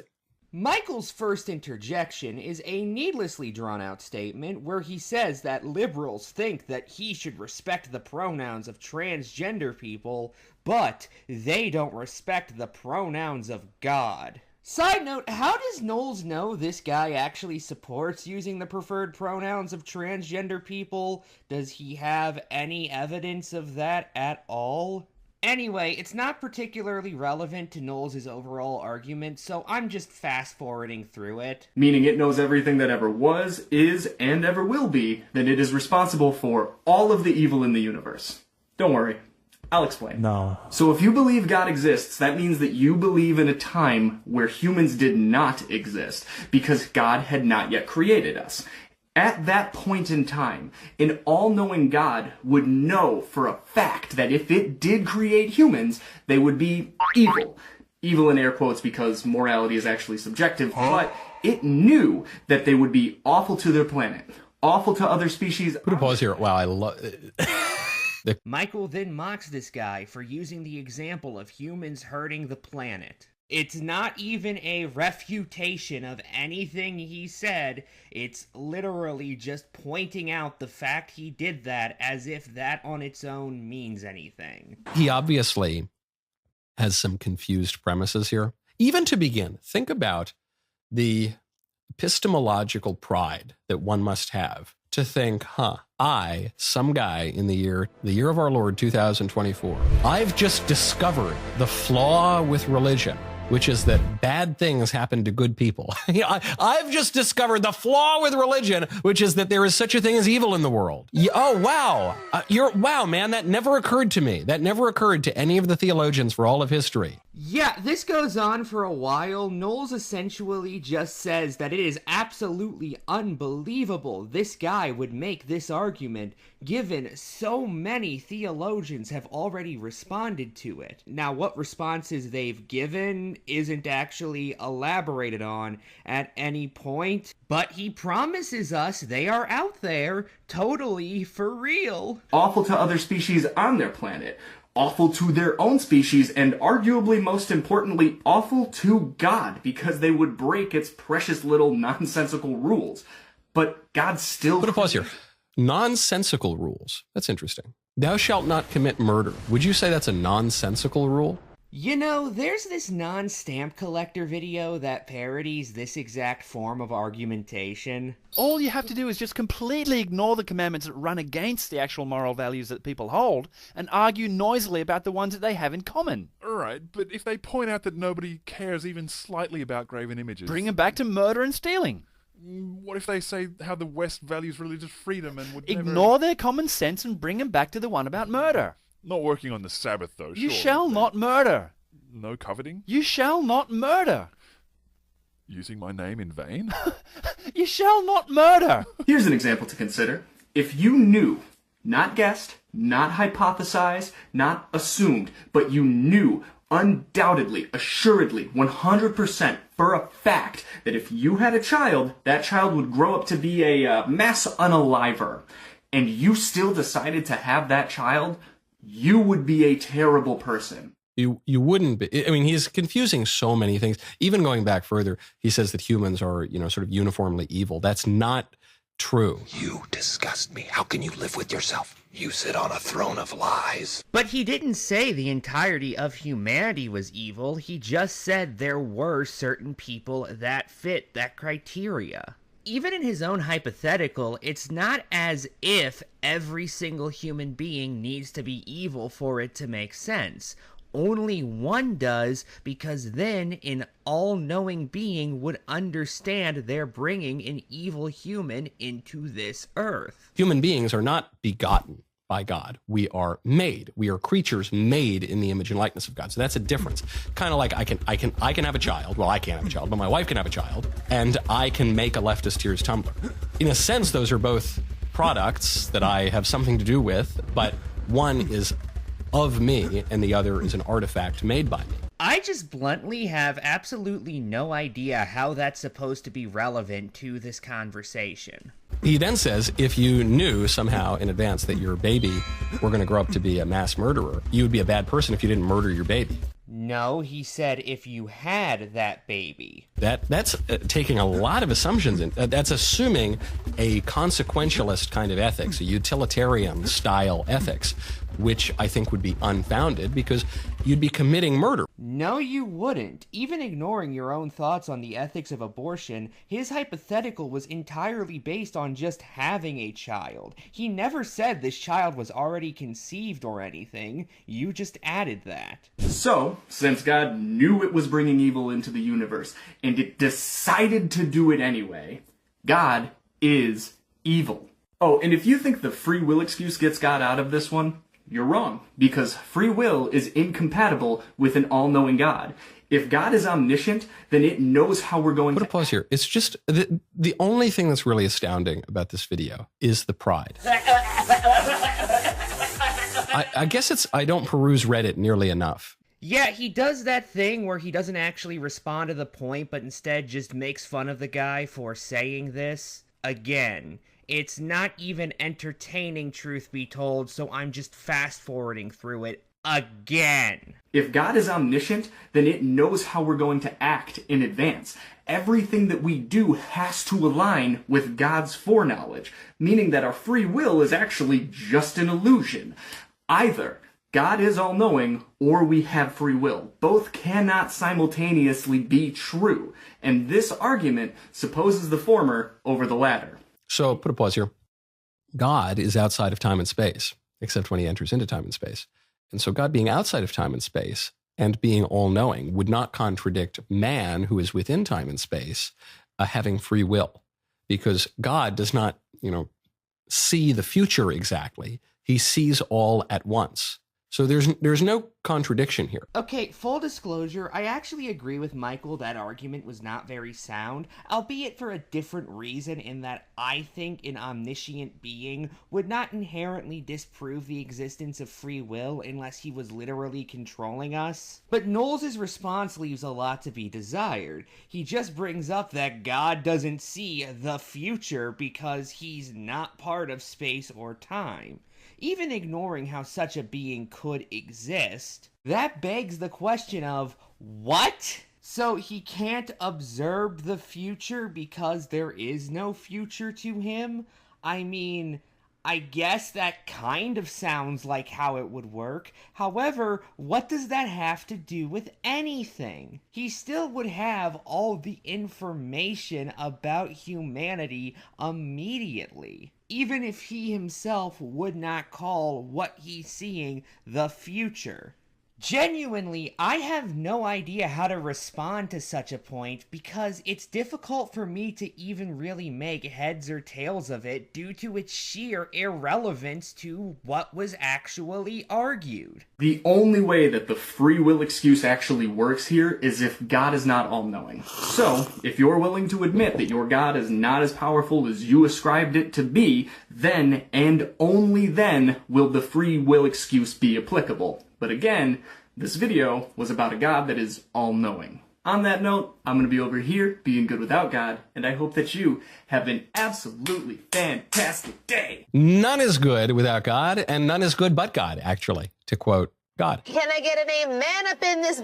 The point that he makes on God creating mankind, even knowing that man would fall, is the nearest thing to an interesting point that he makes. So what does that mean? It could mean one of two things. It can mean that God made a mistake, which is not possible, or it can mean that a world of incarnation and atonement is actually better than the world without the fall. Then why did the fall even happen? Wouldn't it have made more sense to just create humans in this state as opposed to beginning humanity in this paradise called the Garden of Eden? What, did God also determine we just really needed that one game from Coltrane 6-in-1? It's a two-player co-op game where you fly around on balloons and try to land on top of cute little worms.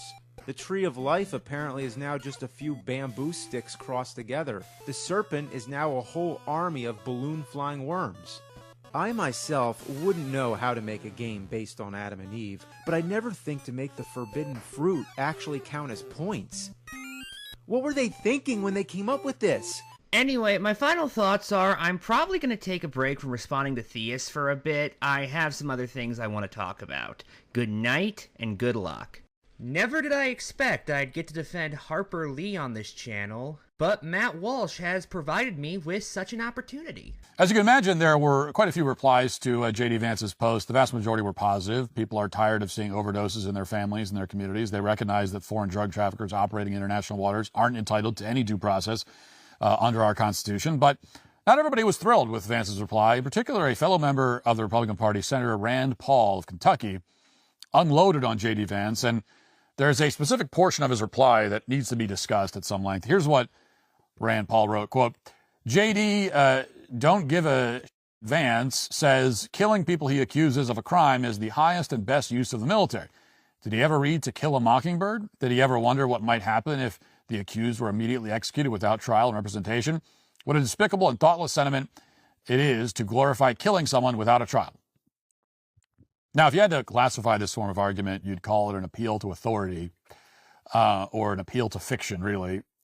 And this is when, to bolster your point, you cite some established expert or legal case or study or something like that. But in this case, instead of citing anything with any substance whatsoever, Rand Paul cites To Kill a Mockingbird. And he wonders whether J.D. Vance, the Vice President of the United States, has ever read the book. That's the kill shot in Rand Paul's foreign policy argument. Now, just in case you're one of the 10 people in the country who was not forced to read this book at some point in your life, I should make it clear that To Kill a Mockingbird is a work of fiction, and it's written at a child's reading level. Middle schoolers and high schoolers are the main audience, and even children, when they're ordered to read this book, which nobody ever would have read it if not for the fact that everyone is forced to read it, But even they generally understand that it was written by some random woman who invented a story in her head. It's not a documentary. It's not a textbook on constitutional law. It's certainly not a manual for how to approach drug cartels.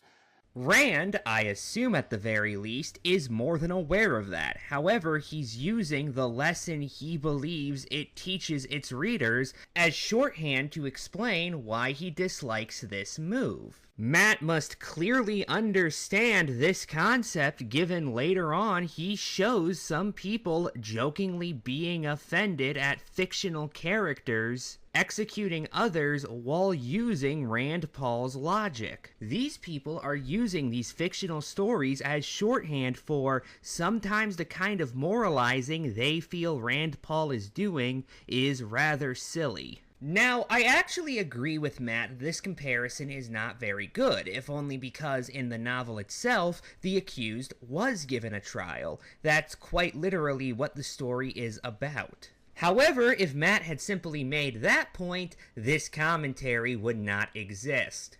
Now, it's true that for generations, To Kill a Mockingbird has always had the full backing of every establishment institution in the country. Every school and government relentlessly pushed the book on young people as soon as it was published in 1960. Vox has a video going into this, but Matt is just wrong here. The book was originally published without much notice, and it wasn't until paperback books began exploding in popularity, after it had already started receiving acclaim, that it really became the famous work we know it as today. With that said, Matt has his own theory as to why the book is so widely known. And the reason that no one talks about these facts is that they undercut the propaganda that the book is intended to convey. And the book is propaganda, which is why they force feed it to kids. It is all part of the effort to teach kids in school that America is a racist country with a racist past and all these terrible things, and this is what you should feel guilty about. Really, Matt? So schools taught children this book in hopes they'd feel bad about America's racist past? Just all of them? Does that include, for example, the school district in Alabama that up until the 1970s used a book which argued that slavery was better than being a free laborer in the same time period? So first we have here a textbook going on to explain that, maybe there were problems with slavery or whatever, but the masters gave the workers good clothes. They were nice and warm and comfy. And, quote, in one respect, the textbook says, the slave was almost always better off than free laborers, white or black, the same period. The slave received the best medical care which the times could offer. With all the drawbacks of slavery, it should be noted that slavery was the earliest form of social security in the United States. It was the legal responsibility of the master to take care of aged workers. It was against the law to emancipate a slave after he was too old to work. By the way, since I mentioned Alabama, I might as well briefly note that Matt goes after the book for saying that all people in Alabama during the Great Depression were racist. To Kill a Mockingbird takes place in Alabama during the Great Depression. A black man named Tom Robinson is accused of sexually assaulting a white woman. Atticus Finch is the white lawyer played by Gregory Peck in the movie, of course, who has to defend Tom Robinson. The whole town wants Tom to be lynched because, of course, all the white people in Alabama are racists with low IQs and no capacity to engage in any kind of independent thought whatsoever. We're led to believe that in the South, this is how pretty much everyone was and how every lynching worked and how justice worked in the South. Okay, I don't know where Matt got low IQ from, but yeah, people in the Deep South in the 1930s were, by and large, rather racist. Now, obviously exceptions existed, however, the general trend is undeniable. Why do you think segregation happened, Matt? Do you think, like, an alien force imposed it on the people of the South? No, it was because a large chunk of them agreed with it. Hell, when Gallup polled white Southerners regarding their support for the Civil Rights Act of 1964, only 24% supported the legislation, while 66% disapproved.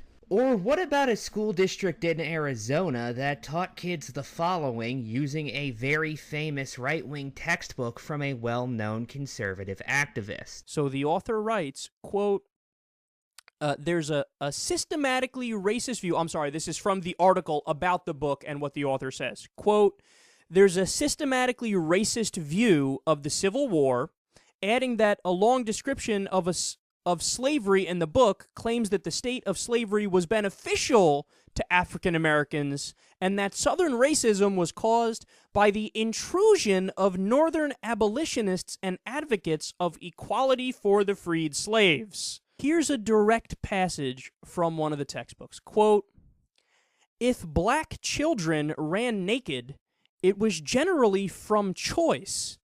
And when the white boys had to put on shoes and go away to school, they were likely to envy the freedom of their colored playmates.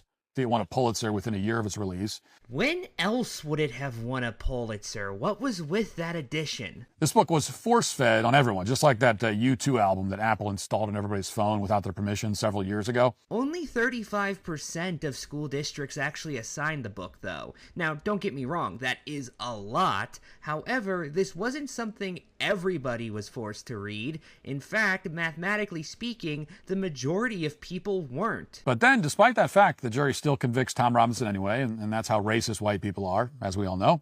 That actually happened, though. It was called the Scottsboro case, and it saw several black men being convicted of sexual assault by an all-white jury on shaky evidence. What you're probably not familiar with, by contrast, is the backstory for how Harper Lee, the author of To Kill a Mockingbird, came up with this plot. And it turns out that in real life, Harper Lee's father was an attorney named A.C. Lee, and he mostly handled contractual disputes, wills, estates, that kind of thing. Wasn't exactly a big trial attorney, but in December of 1919, several years before Harper Lee was born, A.C. Lee took on a criminal case. This was the first and last criminal case that he would ever handle. Here's a newspaper clipping describing the facts of the alleged crime. Quote, aged Confederate veteran is killed in Monroe County, 4 Negroes charged with murder of Bill Northrop. That's the headline. And the article begins, news reached here today of the murder of Billy Northrop, an elderly farmer and storekeeper living 6 miles from Lower Peachtree. Now, back in the early 20th century, it wasn't particularly uncommon for inexperienced white attorneys to take on cases like this. No one else really wanted to do it, so that's what A.C. Lee did, even though the facts were pretty dire from a legal perspective. The article continues, quote, what is thought to be bloodstains are visible on the overalls worn by Brown Ezel. Mr. Northrop had only one arm and is believed he leaned down to get merchandise from under the counter. He was struck over the head and shoulders with a piece of scantling with such force as to fracture the skull and shoulder.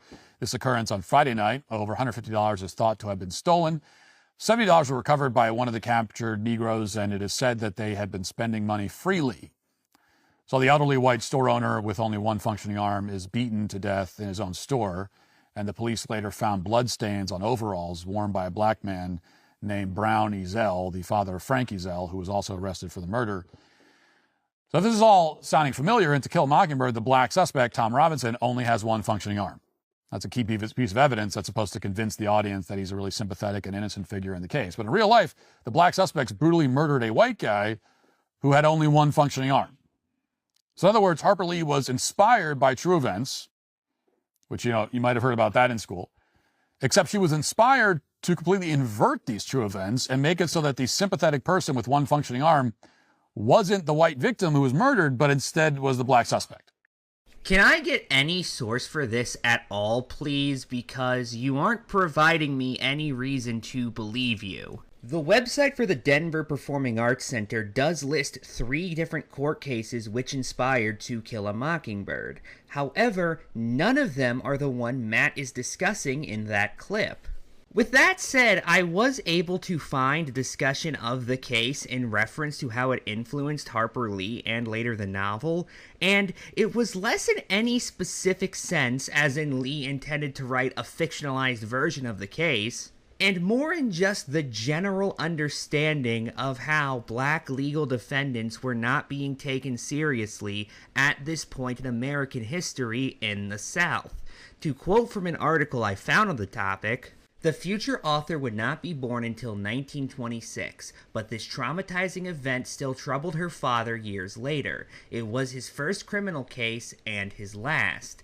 As another biographer, Charles Shields, remarked, quote, "This was fairly typical of the time. This method of doing business in the courts was informally called Negro law, which means that you get a young, inexperienced white attorney to practice on some hapless black client. Some of those trials took as little as half an hour." The family memory of the father's futile defense, combined with Harper Lee's own first-hand experience of a troubling miscarriage of justice, were influences that she channeled into To Kill a Mockingbird, modeling the heroic defense attorney Atticus Finch on her own father. The fact that these people, in the minds of Harper Lee and her father at least, were essentially denied a fair trial was one source of inspiration for the novel. However, there were several other factors that Matt doesn't even mention. But this is the only event Matt discusses in this video, even though it's one of several. Things get even worse for To Kill a Mockingbird when you realize that the younger suspect confessed his role in the murder just before he was hanged. So and that was back when they used to, hang criminals. So we're not exactly talking about a frame job here. This was not a case where Harper Lee's dad did anything heroic or impressive. He took on a criminal case for the first time in his life. He lost. His client confessed and was executed. And that's what actually happened in Alabama when Harper Lee's father decided to take on a criminal case involving black defendants. But of course, if Harper Lee had written that story, that actual story, she would not have won the Pulitzer. And no child would have been forced to read her book. In fact, they probably would have, burned her book and made it a hate crime to read it. I mean, the book would have been banned from schools, not made into mandated reading. Okay, first off, do you have any source for your claim that this person confessed? Because if so, you don't provide it. But second off, yeah, why would you write a story like that, given it sounds, to be blunt, boring as shit? Somebody is murdered, the police get the right guy, he confesses after being convicted, and is executed. That sounds not horrible per se, but at the very least, not very interesting. Were you expecting a novel that was essentially this? Tonight on Dateline, a woman murdered. Was it her ex-boyfriend? Yes, it was. Anyway, the rest of the video is Walsh talking about Go Set a Watchman, even though it really isn't relevant to this conversation, and he doesn't explain why anybody should care. So, I'm ending it here. Good night, and good luck. I didn't plan to return to Matt Walsh so soon, however, a couple of other ideas I had for commentaries fell through, so let's talk about him again. For those unaware, Walsh has this series called Proof for Your Liberal Friend uploaded to his YouTube channel, which is essentially just a compilation of different clips from his podcast about the same topic. I decided to watch the video on climate change, and a commentary came out of it. The first of these clips is Matt discussing something said on CNN, so I'm just going to let that play out. Just into CNN, a dire warning about the state of the planet. The new UN report warns the climate time bomb is ticking and the world is running out of time to avoid catastrophe. So that assessment comes from the world's most authoritative body on climate change, which says the Earth is going to pass this critical warning threshold now much earlier than expected. I mean, we're staring it down. They're talking about the early 2030s. CNN chief climate correspondent Bill Ware is here. So please tell me we can stop this, Bill. Oh, I'd love to tell you that. We have to believe that, and we can. And that's really the takeaway, is that the tools are in our hands. There are no miracles needed when it comes to technology. It's all right here. It's all about political will. But let me explain the context here. Every year, thousands of peer-reviewed papers around the world look at the ice or the clouds or the penguins or every little aspect of our changing planet. The IPCC, these are scientists from 195 countries, have to synthesize all that information. Their governments have to approve the language, and then they put this report together and give it to lawmakers in time for this next COP that's coming up in the United Arab Emirates. And it is the most unequivocal. There's no such thing as climate alarmism anymore. The time bomb is ticking, but we have the guide on how to defuse the bomb right in our hands right here. The time bomb, we've been hearing about this ticking time bomb for a long time. And But, you know, and you imagine the maybe the old-fashioned cartoon time bomb with the long wick that's, you know, it's going down and it's going to explode. Admittedly, I could be wrong on this, but I'm pretty sure that is usually just referred to as a bomb. Or maybe you imagine the actual digital timer on it, and, you know, we have to find a way to diffuse it. You have to cut, like the old 90s action flicks. Someone's got to cut the red wire and the blue wire. But they keep extending the time. That's the interesting thing. They keep extending. It's about to go off. It's always just about to go off. And then we're all going to be dead. Well, yeah, even within this segment, it's acknowledged that it's perfectly possible nothing will end up happening, assuming we do specific things. To continue with your time bomb analogy, Matt, you're seeing somebody cut the proper wires needed to defuse the time bomb, and then concluding there was never a time bomb, and time bombs aren't actually real, which I think you'd agree is rather silly when put like that. I will say, you know, I think if you're CNN, they've got the chief climate reporter, and he says climate alarmism doesn't exist. So like, because no matter what you say about the climate, whatever alarming statements you make, it's true, and so it's not alarmism. That's the point that he's trying to make. We really are on the verge of an apocalypse. Nothing alarmist about it, he claims. Well, I think if that's the case, I mean, really the most powerful statement and the most worthwhile thing that CNN could do is to just shut down entirely. You think about all the carbon emissions, think about all the energy that is used just to keep a cable news channel on the air 24/7. Think about the carbon footprint. You plan on showing us any evidence that CNN has this massive carbon footprint? Any at all? And by the way, isn't this video supposed to prove to me that climate change is a lie? Even if what Matt has said so far is accurate, that would just make the people at CNN somewhat hypocritical. But climate science isn't based on CNN not being hypocrites. By the way, and you're already starting to see it, but it will become far more apparent as this video continues, Matt has a problem with not being even slightly brief regarding what he discusses. His statements are full of pauses and him stumbling over his words constantly. It genuinely confuses me why he hosts a show in this format if he is so bad at speaking fluently on the fly. And this can be found all throughout the video. It's not as if one clip is just him during an off day and the rest see him doing absolutely wonderful in this department. Genuinely, every single clip, he stumbles over himself and pauses constantly. And if we're on the verge of planetary destruction because of this, then I think you have no choice morally but to shut down operations entirely. And that would be a statement to the rest of the world. I mean, that, if you want to, you want to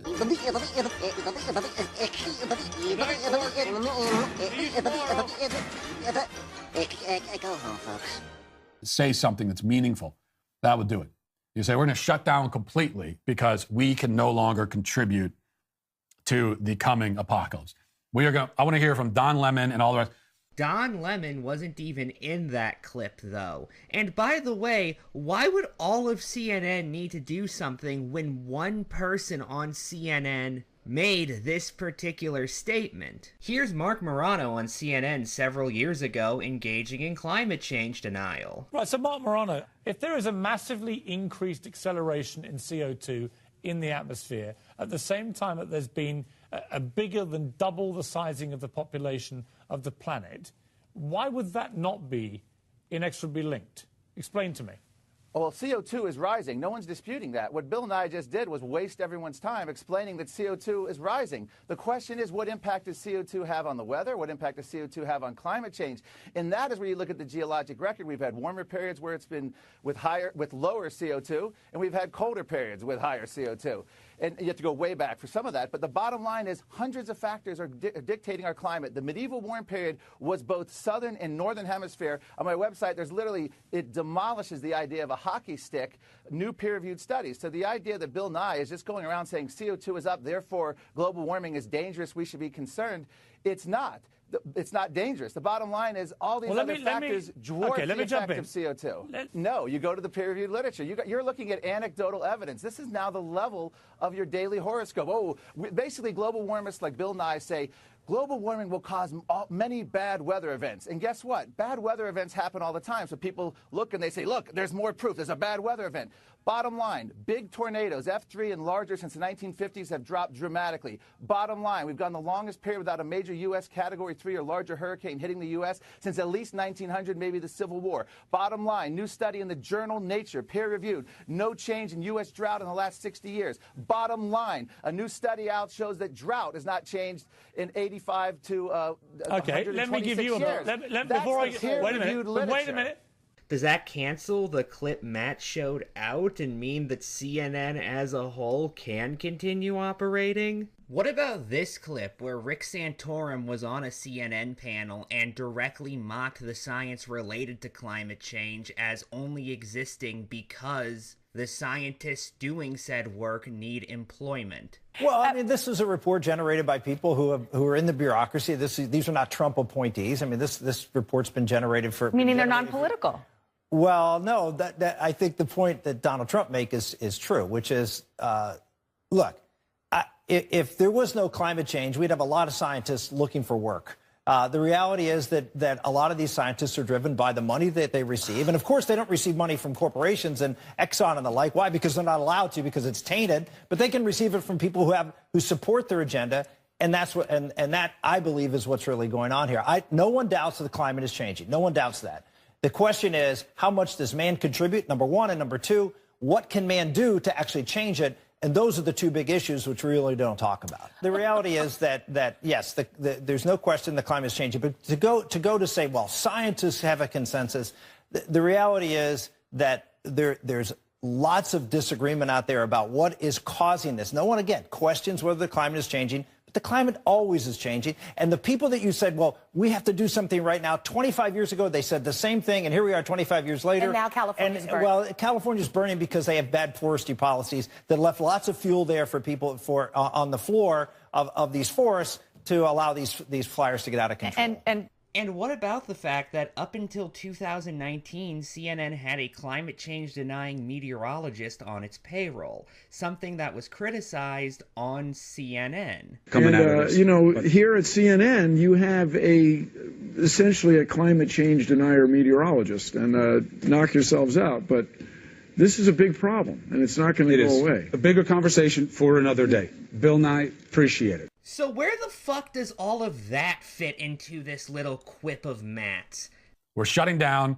We're going to go live in the woods, in caves, and we're gonna subsist on berries and locusts like John the Baptist in the wilderness, and that's how we're going to live our lives because we cannot contribute anymore to the coming planetary extinction level event. Living in the woods is actually very difficult legally to do, though. It's not as if you can just go out to the woods and personally build a camp there and make that your permanent residence. Also, John the Baptist ate locusts and wild honey, not locusts and fruit. That would be a statement. Or maybe it really wouldn't be a statement at all because nobody would notice, even if they did that. This is CNN that we're talking about. And behold, that is the end of the first clip. Seriously, that's where it ends. Just Matt admitting his entire concept doesn't make any sense because he believes CNN to be so irrelevant that such a thing wouldn't even be noticed by the population in the first place, therefore not making it a powerful statement like he kept saying it was. As if he would suddenly change his mind on climate change if they were to do such a thing, by the way. Hey Matt, have you ever heard of No Impact Man, the guy who spent an entire year specifically depriving himself and his family of modern luxuries in hopes of reducing his carbon footprint? does that have any impact on your opinion regarding climate change? I mean, I'd hope not, because that would be horribly illogical. But even if such a thing did matter, okay, somebody's already done it, so when are you going to announce you've changed your mind on this topic, Matt? Imagine you're a climate expert working for a major news network when one day, out of nowhere, Hillary Clinton announces that MAGA Republicans are causing the world to get hotter simply by voting the wrong way and by cooking too many cheeseburgers, I guess she says. These MAGA Republicans are lighting the planet on fire. They're causing the warmest summer in the history of the world, going back billions of years, even before we had thermometers to measure this kind of thing. So I'm pretty sure I found a segment of Matt Walsh's show where he discusses what's talked about here, which I had to do separately because it wasn't included in this compilation for some reason. Basically, it's 15 minutes of Walsh dissecting a tweet from Hillary Clinton, which said, "Hot enough for you? Thank a MAGA Republican, or better yet, vote them out of office." Of course, the astute among you might have assumed that Hillary Clinton meant that by electing politicians who refuse to implement certain policies, we are therefore harming the climate. However, Matt spends the next roughly quarter hour essentially mocking the idea that people's ideologies themselves are causing carbon emissions. It didn't make any sense. Also, despite Matt's incredulity regarding the idea of us knowing the temperature of a time before thermometers, scientists actually have a variety of different ways specifically to tell what the atmosphere was like at earlier points in this planet's history. Well, last week we went into great detail about how Hillary Clinton sounded like a Mesoamerican shaman when she made all those claims. But if you're a climate expert in the mainstream media, you can't laugh at what she said, as we did. You can't just move on. Instead, you have to run cover for Hillary Clinton because she's effectively your boss. You revere her. Therefore, you have to go out on television and dutifully assert with maximum confidence that, yes, Hillary is right. We are breaking temperature records right now, and that's happening specifically because of man-made climate change that's intensified in recent years. For the record, all of this is building up to Walsh playing a clip from ABC News, which doesn't even mention Hillary Clinton's tweet a single time. Seriously, here's the whole damn clip, although warning, it is on the long side. And heat isn't just affecting the U.S. Scientists say July is set to be the Earth's hottest month in recorded history. Let's bring in Chief Meteorologist Ginger Z and host of the 538 Politics podcast, Galen Druk, for more on the heat and how it's impacting voters. Thank you both for being here. Ginger, it's been a busy July for you. You and your team have been reporting on this all throughout the month. What sticks out to you after looking at the heat that's affected across the country, but also around the world? Right, and that's what you have to remember. This is global warming. It is global heat. And so there are people in the Midwest or Northeast who are like, well, most of the summer's been okay. Like, it really hasn't been anything above average. Yes, we've had the desert Southwest having incredible heat. We're talking consecutive heat. But Europe, Asia, so many pockets that add up globally to the hottest July on record. Is this climate change on display for us right now? Are there other causes behind this? And do we know what the domino effect is of having the heat be this high for so long in so many places? Right. So, yes, the answer is yes. There is human influence for sure. We knew this year was going to be hot because of El Nino, but to see it turn out this way has the remarkable footprint of human amplified climate change. And that's what the scientists were saying. Virtually impossible to see records obliterated like this without human influence. No mention of Hillary Clinton or anything of the sort. Instead, it's just a segment on a news story. But wait a minute, skeptical viewers might ask, aren't there other periods in world history when temperatures have spiked long before humans and even the dreaded MAGA Republicans existed? How the hell would you know that? You just mocked the entire idea of us having any idea what the temperature of this planet was before the invention of thermometers. So what exactly makes you think we had heat spikes on this level beforehand? Could we be witnessing something caused by nature instead of Trump voters? ABC News' expert anticipated that you might start thinking along those lines, and here was her reply to that. And with temperature has always gone CO2. So it follows it. Here's the difference. That peak of temperature, which is the blue kind of around 100 and some thousand years ago, that was with volcanic and solar interruption. That's the thing that has driven CO2 prior to now. Right now, it's not the sun, and it hasn't been volcanoes to that degree. It has been following one line on the graphic, and that is CO2 and greenhouse gas emissions by humans. So the expert is acknowledging that there have been periods throughout world history when the climate has gotten much warmer, obviously, but she says that was due to highly unusual events like volcanic interruption. And we don't have that right now, the expert says, at least not to any significant degree. So she concludes that Trump voters must be the problem. And all the other people who are responsible for releasing high amounts of carbon dioxide. Is that true? Admittedly, I'm not a climate scientist or an Aztec shaman or any kind of expert on the weather whatsoever. I can walk outside my house and see what the weather is, so I can do that, but that's about it. I do, however, pay attention to the news, and I couldn't help but notice something that ABC's crack climate team somehow forgot to mention. Just a year and a half ago, this happened in the Pacific Ocean. Tonight, jaw-dropping images of an extraordinarily powerful and now deadly volcano erupting in the Pacific Ocean. This video, captured a day before an even larger eruption of the same underwater volcano, rocked the island nation of Tonga, triggering tsunami alerts across the globe. The scope of that eruption best seen from space. Satellite images showing a massive cloud of smoke spewing in all directions and as high as 12 miles in the air, the most powerful volcanic activity in at least 3 decades. The tsunami advisory in effect.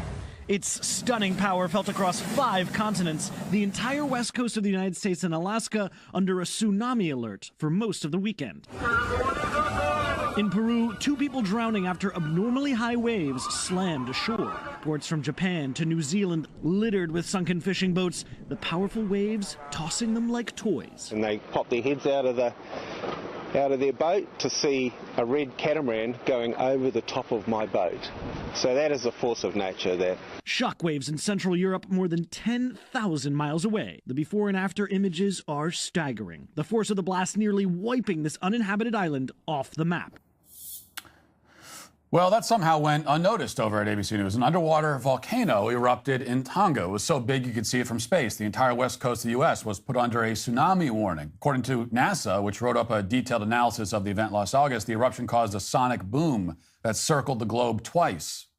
The eruption also, quote, blasted an enormous plume of water vapor into Earth's stratosphere, enough to fill more than 58,000 Olympic-sized swimming pools, according to NASA.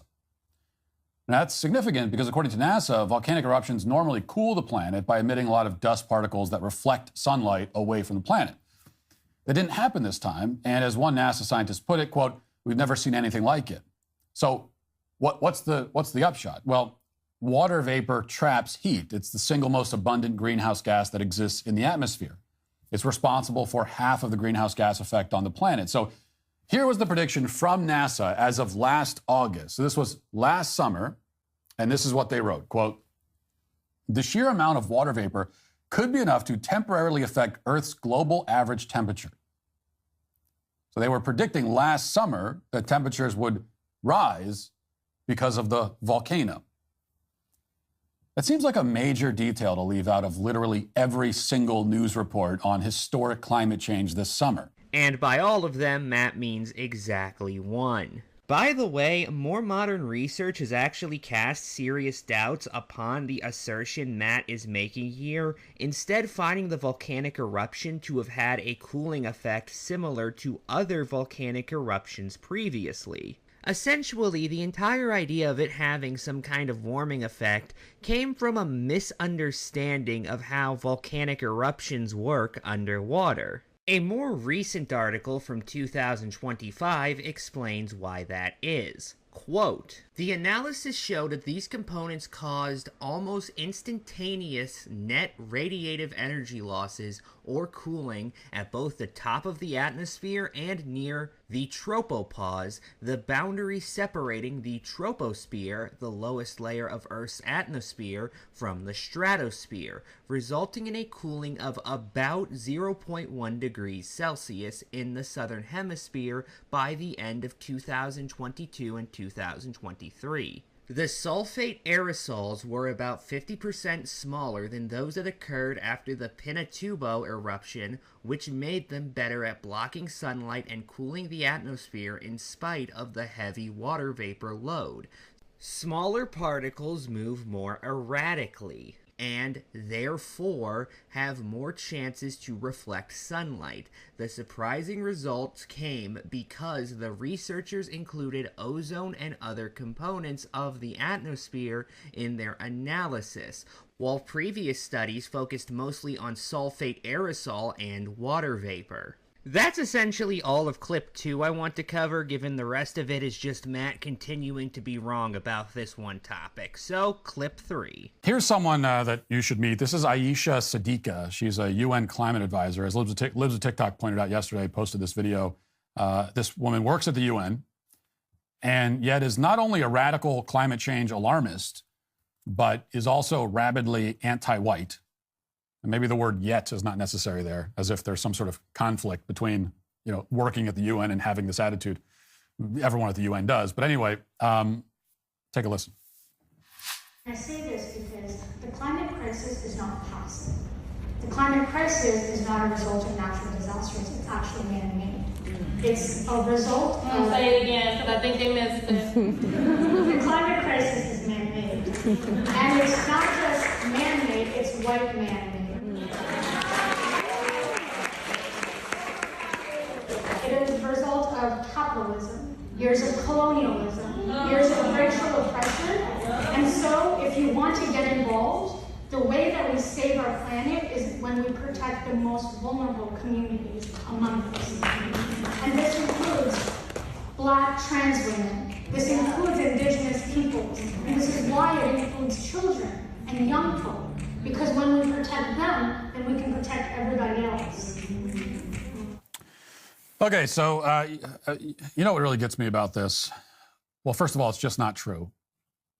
It's not true on several different levels, but on the racial end of it, most of the air and water pollution in the world comes from Asia. So she says that climate change is not only a man-made problem, but a white man-made problem.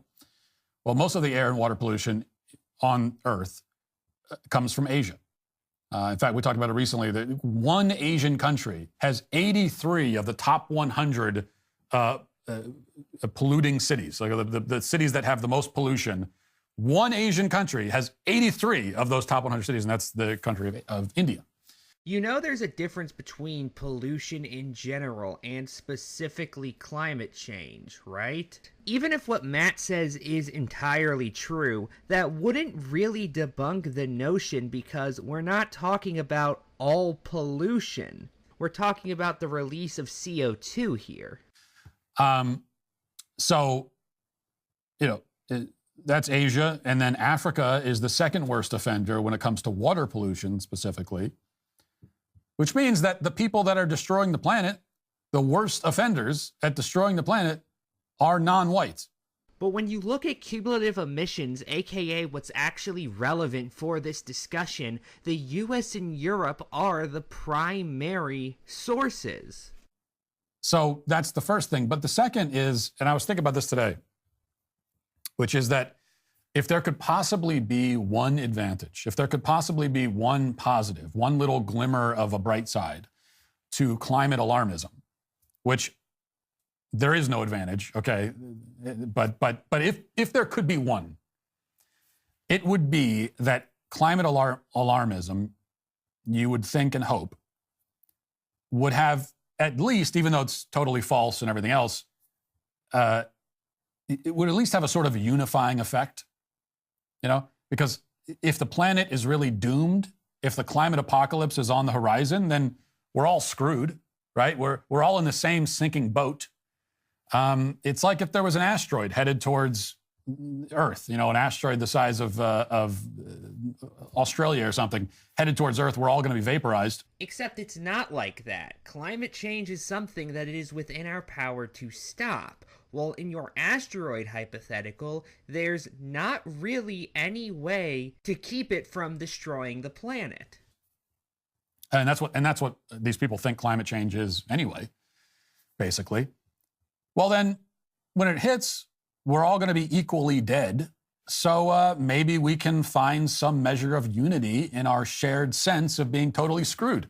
I'm just going to ask who exactly is predicting literal humanity-wide extinction as a result of climate change. Best as I can tell, although I assume Matt could probably come up with a few examples of people doing this, it has very little backing regarding actual people who study climate change. The current data suggests that climate change at the rate we're currently going would lead to an unneeded 40 million additional deaths. But obviously that's not the same as literally all of humanity. So even this, even a planet-wide catastrophe, which they falsely believe is on the horizon, even that somehow becomes an us versus them thing. Everyone's going to die, and it's still like some people are more affected than others by this. No, it's some people are more responsible than others. And we know that's because this is all, of course, a left-wing phenomenon, and this is leftism. Seeing the world based on this calculation of victim versus oppressor. Which, by the way, there was another round of discussion. There's been another round of discussion on social media this week about defining the word woke. Isn't this video supposed to prove to me that climate change is a scam? Because I'm going to be absolutely blunt, Matt is doing a terrible job at that. I could agree with basically everything Matt has said in this video and still completely believe that climate change is real, because fundamentally all he's really done so far is criticize certain media reports on the topic. He hasn't grappled with the science in any way, and now he's talking about the word woke for some reason. That's basically everything worth commentating on in this clip, given the rest of it is just Matt discussing what woke means, so let's go to the next one. I just want to read this headline to you, okay? Here's the headline. It is attention-grabbing, at least it was for me. Climate change is messing with time more than previously thought, scientists find. So that's the headline. The headline is that climate change is so bad, and we're going to find out just how bad it is, okay? But it's so bad that it's not just warming up the earth and it's going to drown us all and all that. It's actually warping time itself. Our very conception of time is being changed because of climate change. And it's a big study, and it's a big important thing. It's a big headline. So let's find out a little bit about this. How could that be the case? Okay. The impacts of human-caused climate change are so overwhelming that they're actually messing with time, according to new research. Polar ice melt caused by global warming is changing the speed of the Earth's rotation and increasing the length of each day, in a trend set to accelerate over the century as humans continue to pump out planet heating pollution, according to a study published Monday in the Proceedings of the National Academy of Sciences. And yet another sign of the huge impact humans are having on the planet. Quote, "This is a testament to the gravity of ongoing climate change," says a geophysicist at NASA's Jet Propulsion Laboratory and a report author. The number of hours, minutes, and seconds making up each day on Earth are dictated by the speed of the Earth's rotation, which is influenced by a complex knot of factors.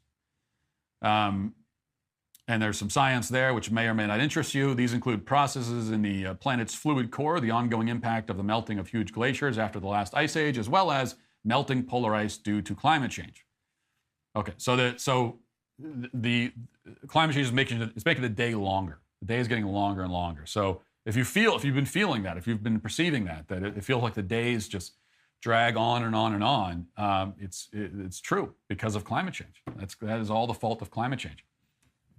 But how long are these days getting because of climate change? Well, you have to read about, 10 paragraphs down before you get to this.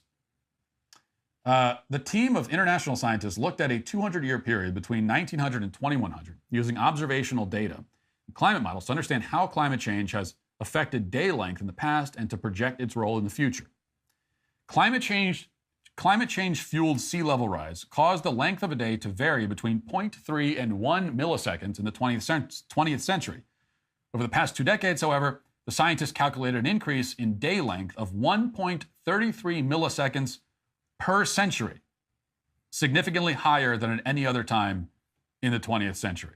It should be rather obvious where this clip is going. Matt mocks the news story, completely ignoring how the article he read said it was unprecedented because of just how short of a time period that is. And that's the final clip of the video, by the way. So this was all around a horrible experience, even ignoring issues with the pacing, and don't get me wrong, there were tons of those. Multiple minutes were just Matt playing news clips or reading articles. It also didn't achieve its goal. You could have called this Matt Walsh makes fun of over-exaggerated media reporting or something, which, by the way, if you want to argue that our media occasionally hyperbolizes climate change, that is completely fine. I don't know if I'd agree with that argument per se. However, I'm not going to act like that's a completely unreasonable position. This wasn't proof for your liberal friend, it was a Matt Walsh best of. Good night and good luck.